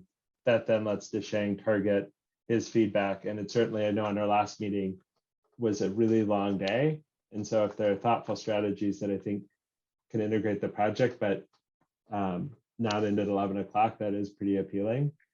Do others have a react? So I would be open to targeted discussion of the open drain question. It sounds like that aligns with what Desheng would prefer, because it then lets him be thoughtful in that sort of preparation. And then if that issue is unresolved, lots of the other work would not be fruitful for the applicant. That seems reasonable. Does the rest of the board feel comfortable to say we'll have an open drain discussion on the 16th? And then we'll sort of. When you say open drain, are we encompassing the water course? Is that the? So what I would say is, I think that the question of open drain water course for me would be a reasonable one to say, this is a central issue we're trying to discuss, or that we're providing a forum to consider. And I think in either case, it's the information that would be necessary for Desheng to be able to help inform the rest of the plans or alterations to the plans. And so I don't want to kind of get trapped into, this is, like, I've got my own opinion about what I think the features are. But again, I don't want to, I think it's worth having a discussion when we have it, but I think Yeah. that's the question. I do agree with that. And what would actually also be really informative and helpful to the board is to get as many materials in advance from experts on both sides, DeShang, if Brian has a piece focused on that, that would be really helpful to keep the discussion informed, constrained, and then everybody understands what both sides are presenting versus doing it in real time, which can get confusing. And I don't know if we can pick what in advance means, whether that would be the Friday before a Wednesday meeting. I think that would be Monday helpful. before a Wednesday meeting. It can't be Wednesday. I would prefer the Friday before, just to allow some time to review it thoughtfully, which I think is what all parties hope for.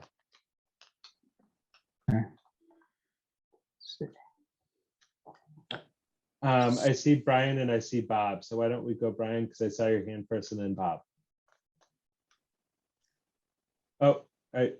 Thank you very much. No, I wanted to, yes, we will actually instruct our experts, our attorney, to provide some written documents to you in advance of the next meeting. We were prepared for tonight, but we're happy to go to the next meeting with it.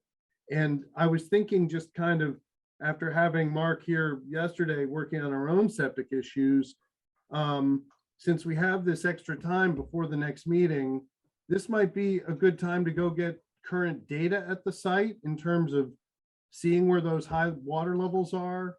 You know how you go measure out of the pipes in the test holes.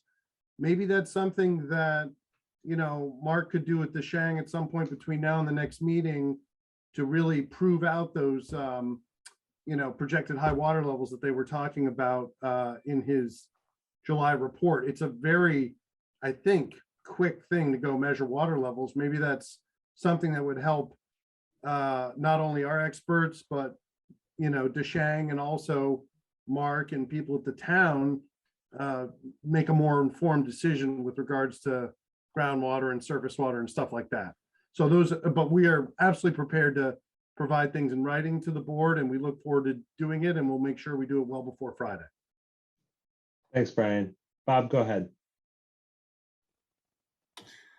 Yeah, hi, Matt. First, just responding to what Brian just said, there's a very defined process for how the town measures high seasonal groundwater, and we've followed that, and we're not going to change that. And so that is not acceptable. What I would say, though, is that I thought Lisa's idea was a great one, which is one of the things that I found very troubling about this conversation mostly at the last meeting, but frankly, even in the conversation about 53 Farm Road, when you talked about this so-called water course or a stream, and now it's called an open source drain, nobody from the Sherborn Board of Health, nobody from the abutters who have made massive amounts of comments on this has ever been on the ground and observed what's going on. The only people that have been on the ground are DeShang and myself, and we've obviously looked at it many, many times over the course of the past year. DeShang is a licensed engineer, and DeShang has stated very clearly that this is not an open source drain, and he is willing to put his engineering stamp on that. I would encourage Brian, if he has an engineer who is willing to put a stamp on a statement that this is an open course drain, then perhaps the board can consider it. But I have not seen that. And I would love for the board to come to the site, for Mark Oram to come to the site and observe this so-called open source drain, because there are no physical characteristics of an open source drain. And I think the only way that the board can be convinced of that fact is if they actually visit the site and look at it. Because DeShang is an engineer. He has said there is no drain there.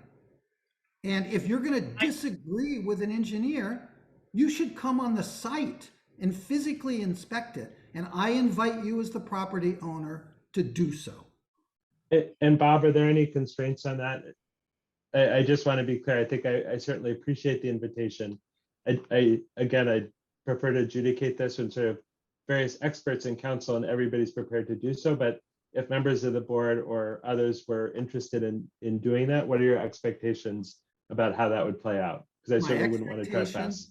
My expectations are that, as you suggested a few minutes ago, that we're going to focus on, is this an open surface drain?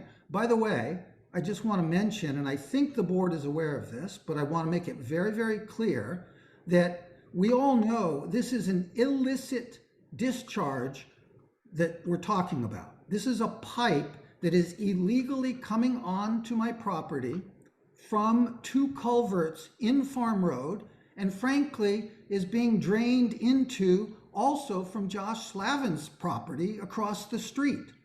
Those are drains that are illegally discharging water.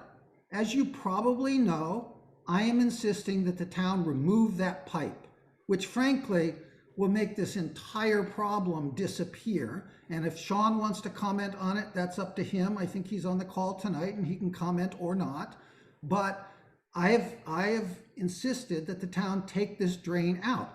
We're in a situation now where you're claiming there's an open surface drain which is coming from an illegal, illicit discharge from the town, and now the town is taking my is indicating that they want to take away my property rights. And to me, the whole concept is absurd. Bob, I would just, I don't mean to minimize those concerns. What I would say is I'd love, again, if we're getting to the substance of it, we've sort of told the butters, you made the request yourself, like this really should be when we're having that discussion. And well, but unfortunately, Matt, you wrote back to my attorney and you said, no, we are going to discuss it tonight. I think what I said, Bob, I think what I said to your attorney was the only way for us to do this in a permissible fashion to update the board and be compliant with the open meeting law is to have it. And I think that, and again, like, I don't mean to be disrespectful, but I do want to be able to say and highlight the issues. And my hope is that Desheng has been provided with helpful information that will help you as the applicant respond to the deficiency letter and having a venue.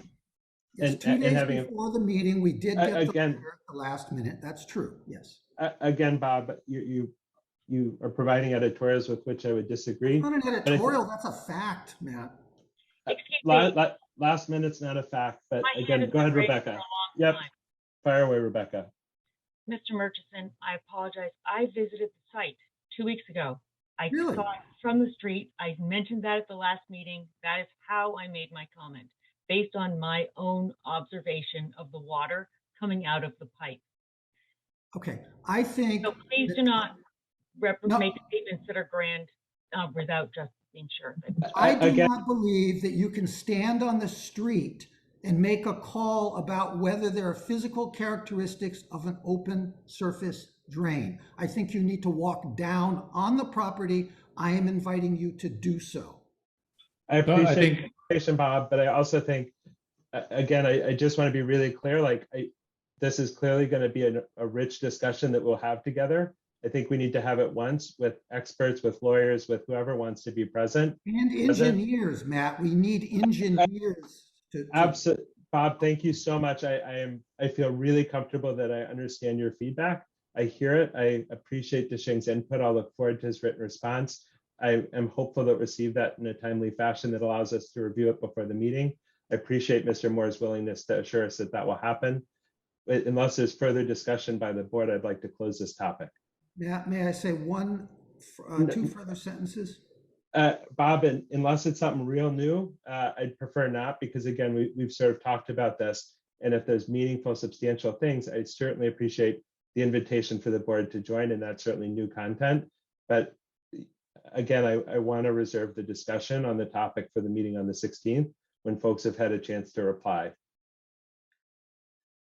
So if you've got something new, certainly welcome to provide, and I don't want to limit your ability to speak, but I also want to be clear that we're sort of half an hour into a topic that we said is really a venue primarily for the board to talk about and to try to plan and scope out what comes next so that we can help move that discussion forward.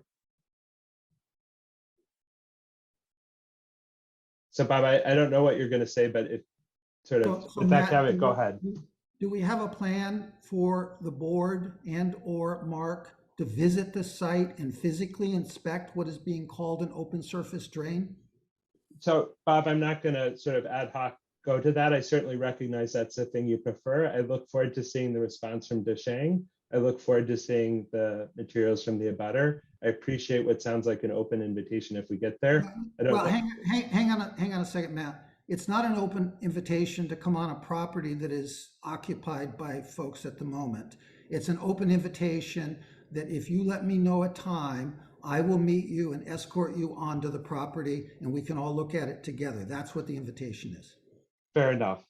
I appreciate that, Bob, and thank you for the clarification. I think that sounds very reasonable. But I do think that it's going to be very, very difficult for this board to make a call on this issue without physically inspecting the ground. And I would encourage this board to do that.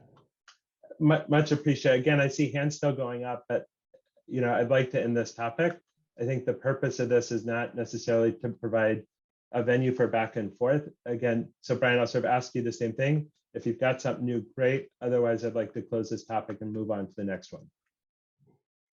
No, just a brief comment. I think the board should take Bob up on his offer to visit the site and measure the water levels in the wells, which are open to the atmosphere, and view this surface drain area because it's visible from the street. You don't even have to be on his land to see it.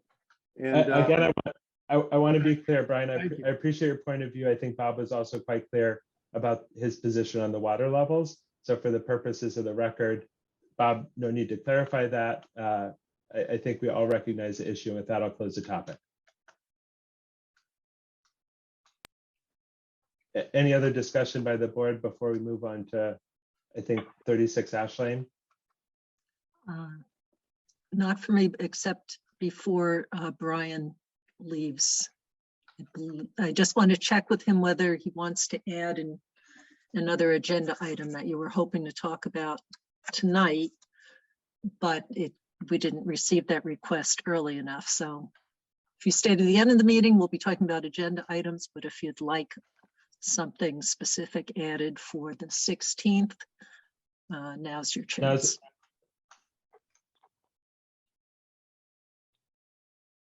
I don't know. Matt, just to clarify, so we need to submit our report on or before March 11th in order to be on the agenda of March 16th. Did I understand right? Yep. So it'll be on the agenda either way. I think it will be most helpful for us so that we can thoughtfully review and consider the information you share with us if we can get some lead time on that. So I would say no matter what, it'll be on the agenda. It would be really helpful for us if we could get it by the 11th. If we can't, you will still have an opportunity to present your information and share your insights. It's just, that's really if you can, it's really helpful to us so we can have time to digest it and think about it. Yes, I will prepare written on this specific issue as open surface drain. So the other ones I will reserve, for after that, then we can decide as I just explained the reason. So that sounds, I really appreciate this, Shane. Thanks so much for your help. Yeah, thank you. Matt, may I comment on Daryl's comment just a second ago?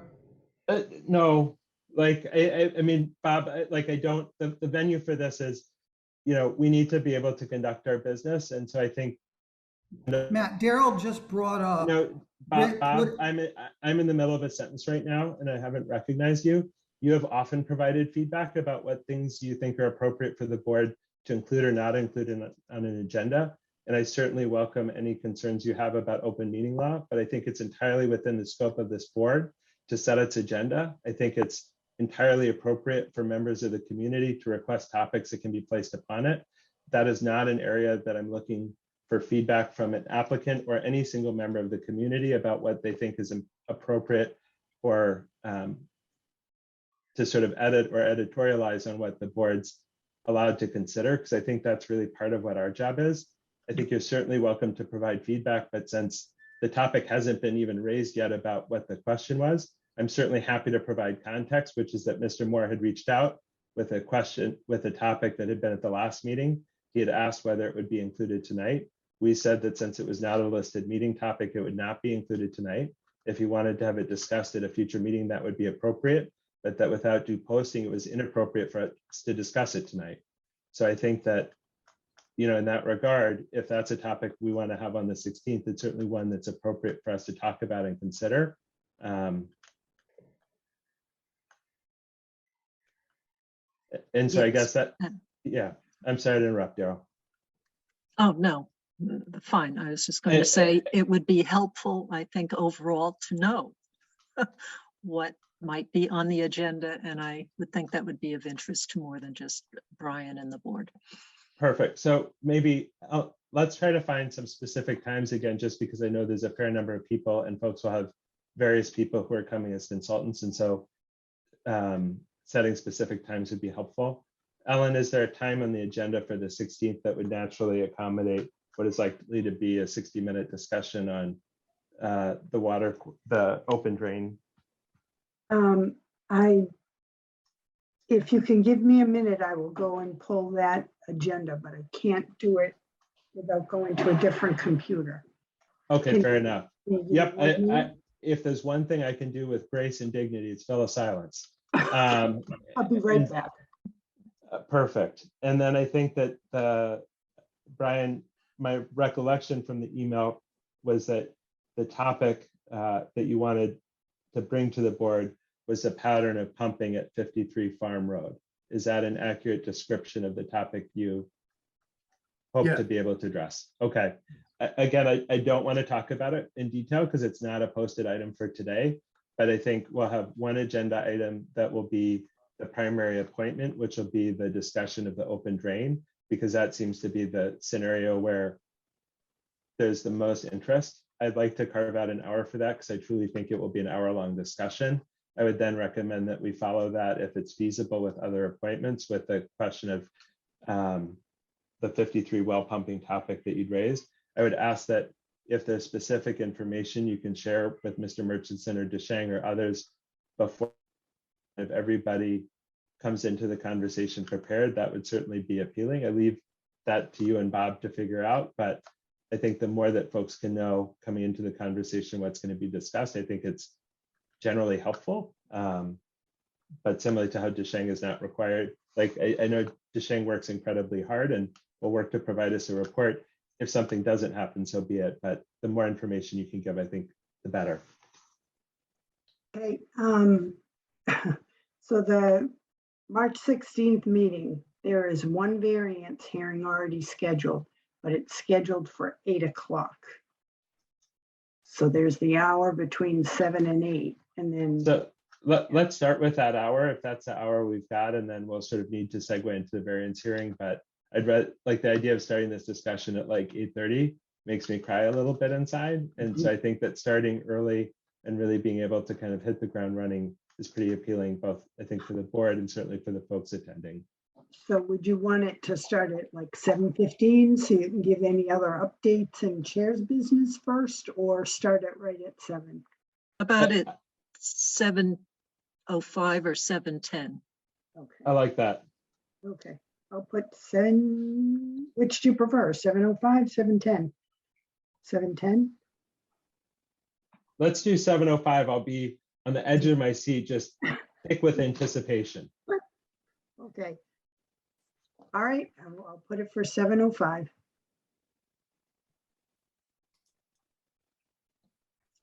And that means that other discussions might take place after, say, 8:20. Perfect. If there's no other comment on those topics, then let's segue over to 36 Ash Lane. Does that sound like a reasonable next step, Daryl? And I'll pass the baton back to you. Yes, let me just bring up that plan. Is anyone here representing 36 Ash Lane?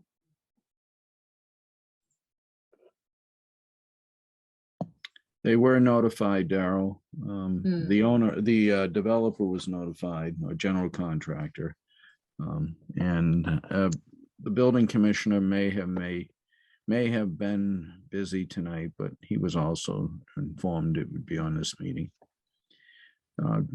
Whenever you're ready for me, just let me know. Okay, so I would have to say that I'm going to find it very difficult to even make any kind of determination on the changes that the building inspector had indicated. I presume you're seeing the plans that I've got up Yes, here. we are Okay, down. so this floor is easy enough to assess, Yes. but after the, I don't know, hundreds, thousands plans we've reviewed, I'm really unable to make sense out of this second floor plan. And so If that's what you- I was hoping to I be can able help. to ask. I can help guide you through it, Daryl, if you'd like.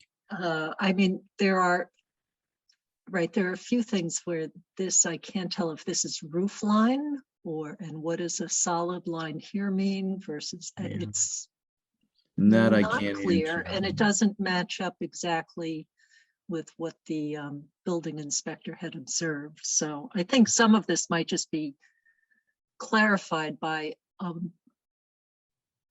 better second floor plan that's I agree. clear from the standpoint that we need it to be from. And I agree that especially over the mudroom area to the right, to the left, I'm sorry, to the left, that is, appears to be, where is it shut down? Where is the closed off room is my question. Is Yeah. that a loft that goes around the mudroom, or is it a walled off area? And what's exactly where you're pointing? What is that area?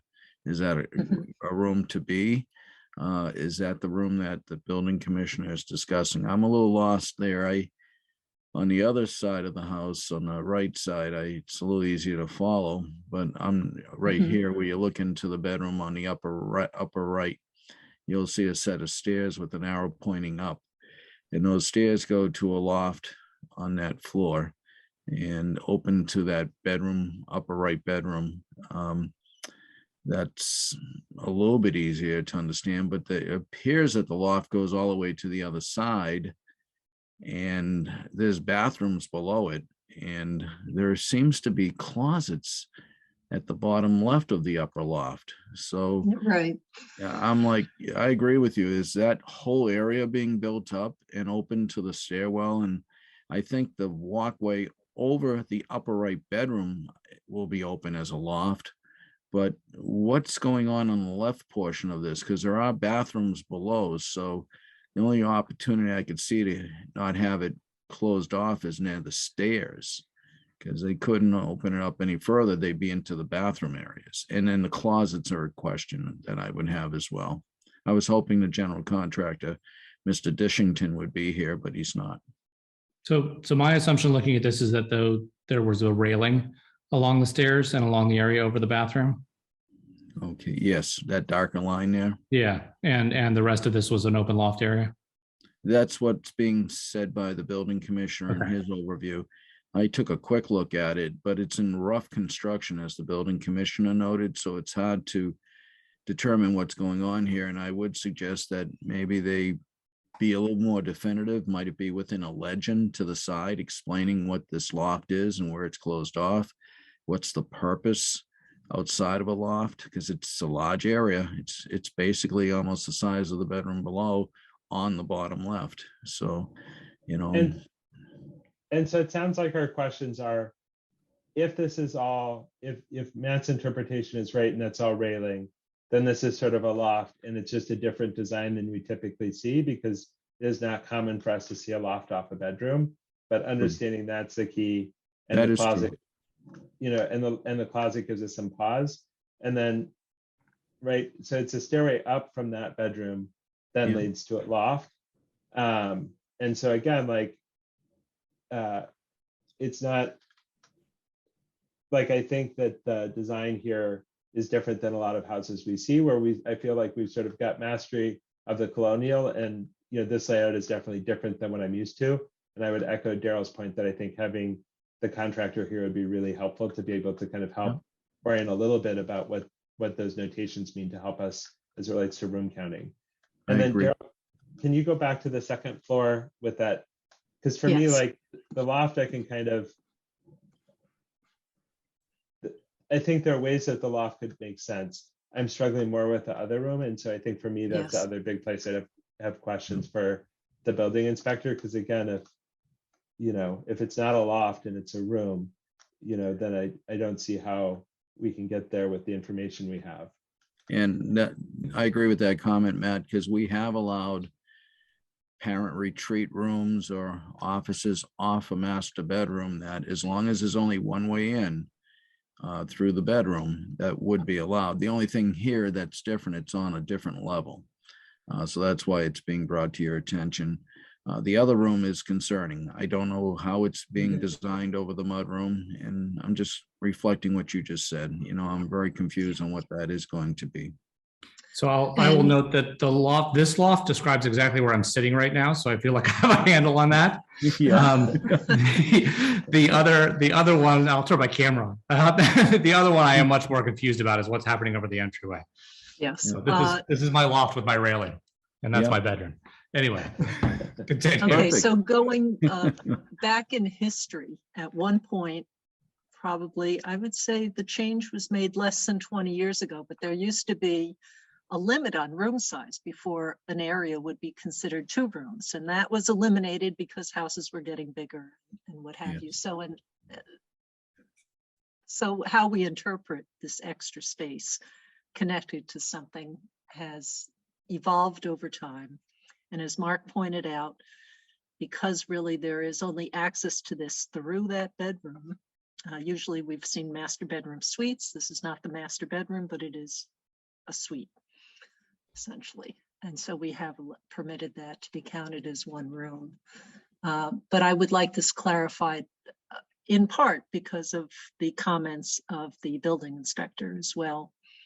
And the other thing I think we're going to need for this property might be just the floor plans for the second building that has a bedroom in it as well, because the room counts might not be so bad for this house alone, but I think we have to look at it in the context of the entire property, because the property has a bedroom limit on it. Is that correct, Mark? Yes, that is correct, Daryl. The barn was designed with a septic tank and is noted as a 1-bedroom facility. I've been in there. It's like it's open in the lower level, but they do have the upstairs room. I can't remember if it's a loft though. I haven't been in there in a while, but we could pull the old building plan to get that information. And so I was thinking the same thing about this, is looking at it the way we've looked at other compounds, I'll call them, where there's 2 facilities or more with room counts that have to be considered as separate. And we looked at that actually in Bullet Lane a few years back too. So Yeah. I think we're running into that same situation possibly here. And it might all work out fine, but I just want to make sure about what's going on. Is there any way, I mean, I read the reports, but is there any way, particularly for this sort of unfinished landing space, whether we could get photos? I just feel like this is a situation where it may be really helpful to see how things are laid out. When I walked through the house, it was still only frame. So it's kind of. I mean, I think even that would be helpful to me, to be honest. I'll ask the general contractor to provide that, or maybe the building commissioner has it. This feels like a project that may have renderings, and so if they have renderings of the space, that would certainly satisfy me as well for what the vision is of how they plan to have it. I know that was one of the other projects that was sort of showing us the future of the basement. Was helpful.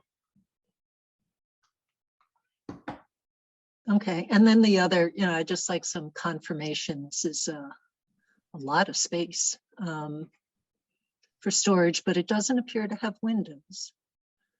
So that's over the garage, correct? With the exception of this might be, I don't know what that is. The door, it looks like. In any case, we might have to specify something like that, this would remain unfinished space. But, all right, so if we can communicate to them that we need more clear information or an opportunity for you to walk through or get photos, any number of methods might work for this.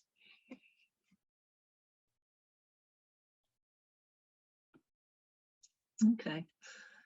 All right, anything else on that right now, since we can't, I feel like we can't make too much progress on analysis with what we have.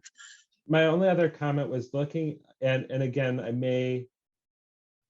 one of my recollections for this property was that the well position relative to the driveway was one of the issues that we'd identified, at least in the plans that I saw in the materials submitted. It seems like that's still an issue.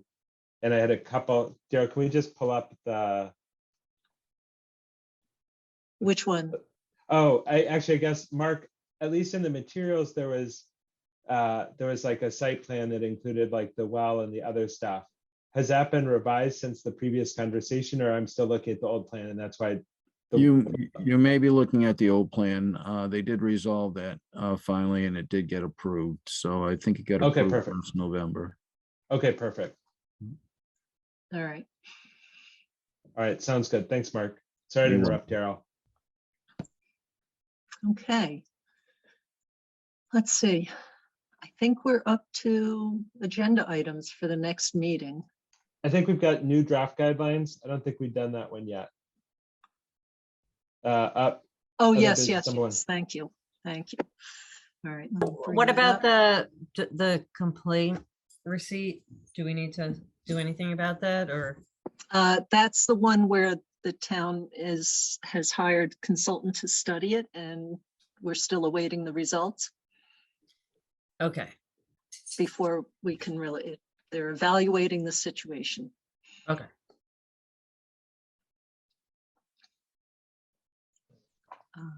Okay, sorry, draft guidelines.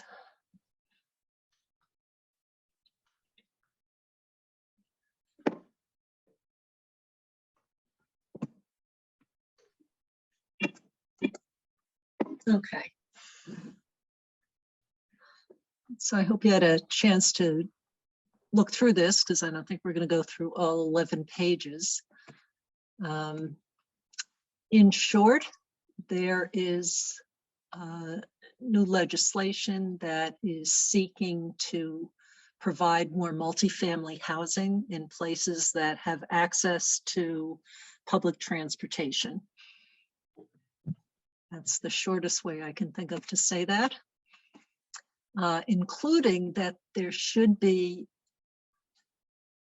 a minimum gross density of 15 units per acre in a zone that's set up by the town to that should be close to the public transportation, which we are not completely close, but we're considered an adjacent town. If I'm using the correct language or not on that, I don't know. In any case, this is something where that would be a real conflict with the regulations for wells and septic to have that kind of density on a single acre. And it's not clear to me. They do mention, actually, there is one place in all of this, let me find where that was, where they make reference to it. They talk about developable land in the context of this. Shall not include land underwater, wetland resource areas, and areas lacking adequate water or wastewater infrastructure or capacity. And so I think we need to get a better sense of, in that context, what does this really mean for Sherborn? And what are the expectations for that? Because even if one says, well, you have to build a wastewater treatment plant or put in a public water supply, we've just been talking about nitrogen loading capacity on lands, and that wouldn't work on an acre. Or even if you were clustering things, it's unlikely that there would be enough land to support.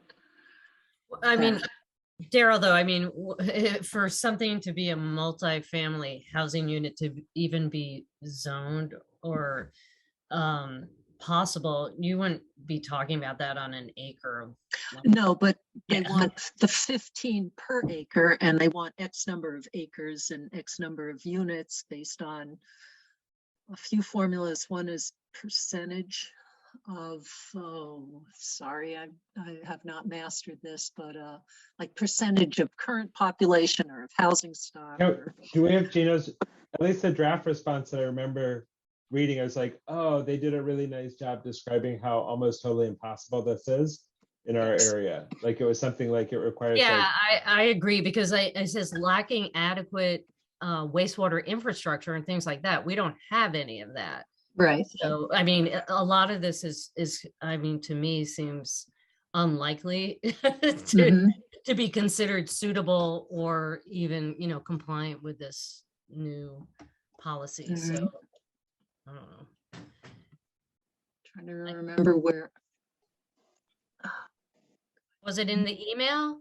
Like, was it, didn't Gino or someone write an email? I thought Yes. memo. Oh, okay, here it is, the draft. All right. I think it's under a memo from Gino, which is the Yeah. memo. This is it.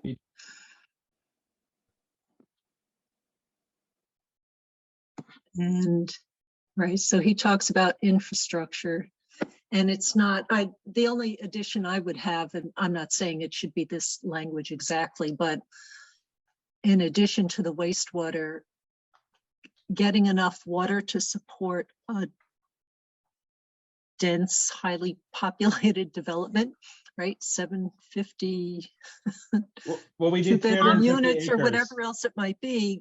Getting enough water from a bedrock well might be a challenge. But I mean, like, look what Gino says, it would require a zoning district of 350 acres. Yes. I mean, we don't even have Well, that's the, even have yeah, that big a parcel that's not wetland, which I don't think we do. Oh, I was thinking more on the water side to supply water for 750 two-bedroom units. No, even I if think they could be squished onto 15 Yeah. units per acre would be difficult. So Yeah. Yeah. But my take home was the memo seemed on point. Like I was like, Yeah. yep, Yeah, these are I the agree. things. I like your addition, Daryl, about the water availability. Also, I think that's an important consideration. Yeah. And I like that feedback. But in reading this, I was like, oh yeah, this seems right to me. yes, I agree. So if it's okay with the board, I could just relay to Gino that just some comment on getting a substantial water supply from bedrock wells could be a challenge. I think we're probably all in violent agreement. Yes.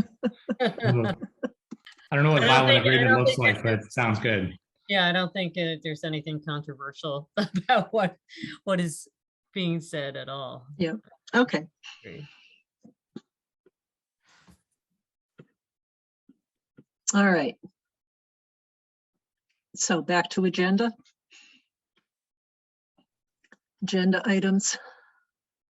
Hope Springs Eternal. I will, oh, we lost Matt. Hold on.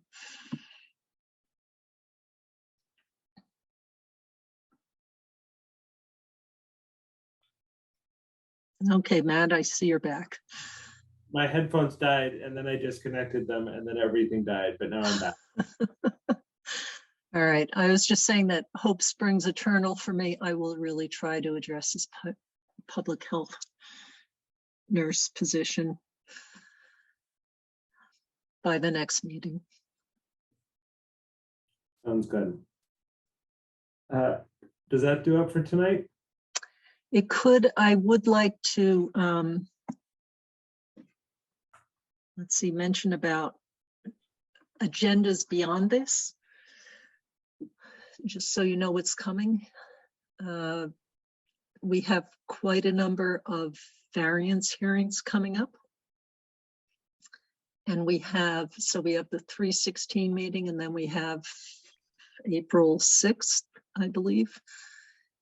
And we typically don't have a second meeting in April if it falls on vacation week. which it does this year. The question becomes whether, because there have been a lot of, Ellen, you could give a better status. I'm just wondering if we are pushed by the number of variance hearing requests.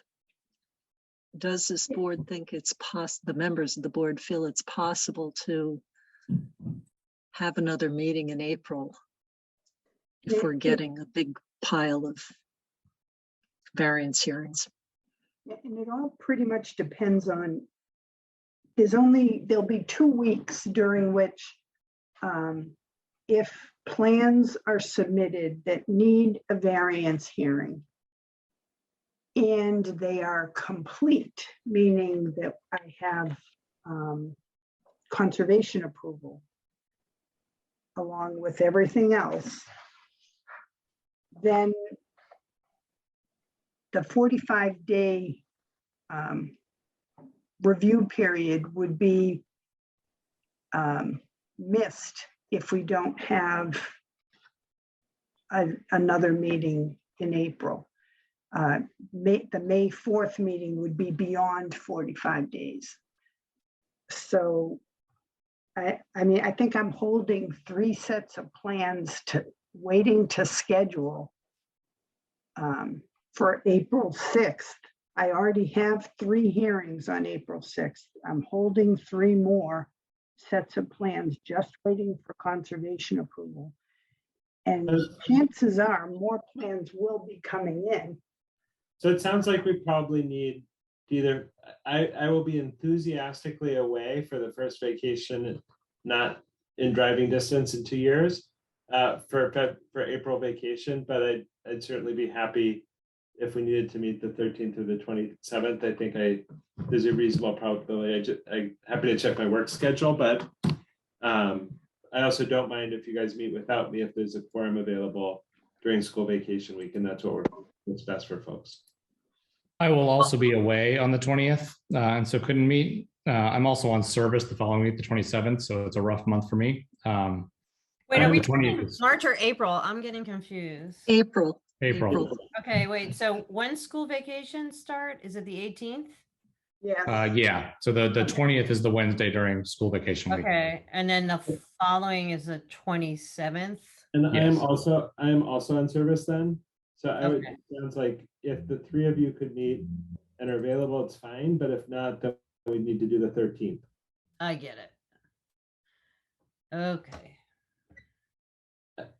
Ellen, in terms of the dates and the sort of Bermuda Triangle period, does this 27th avoid that problem, or is it better to do the 13th? Or we run into stuff where people don't have enough notice for butters? Yeah, it could work either way. It might be enough, depending on, it all depends on when those plans come in and when they're complete. It might not even be needed. So what I would suggest is that we try for the 13th, just because I worry that if we have sort of a bare quorum, if something comes up and we've got a bunch of variance hearings that are otherwise auto-approved, that would be a real problem. Just going to say that, so I agree with that entirely. Yeah, I'm fine on the 13th. Yeah, it works for me as well. Okay, and for me, so. Rebecca, does that work for you? Yeah, I'm probably available too. Okay. Okay, So would you want me to plan on a meeting definitely or only if it's needed? I guess Only only if if needed sounds needed. better. Yeah, the latter. Because you know if it's there, we'll fill the space. I know. I think it's only if it's needed, and given that it's a special meeting, I would really like to ask that we only do variance hearings for it. That's it. Yeah, I agree. Yes. I agree. Like, I am sure we'll still have plenty of work to do, but again, we're a volunteer board and we're doing extra, which I'm happy to do, but would like to do no more extra than is required. And so, Ellen, when do you think you'll be able to let us know for sure? I'll let you know for sure once I schedule a hearing for that meeting, which, Okay, you know, it will be in the next couple couple of days. No, not couple of days, probably in the next, by mid-March, by the 13th, it would be by the By the next meeting, I'll know for sure. Okay, We'll read it on the 13th, because that would be just about 30 days. sounds good. Awesome. Okay, Lucky 13. yep, all Um, right. Do we have a motion to adjourn this meeting? so moved with deep and abiding enthusiasm. Seconded. Matt Beaver's aye. Lisa, I. Becca Honeywell, aye. Matt Vitale, aye. Daryl, aye. Have a Thank good you, night, everyone. everybody. All right, Bye, everybody. thanks. Aye. Thanks, Bye. Jeff.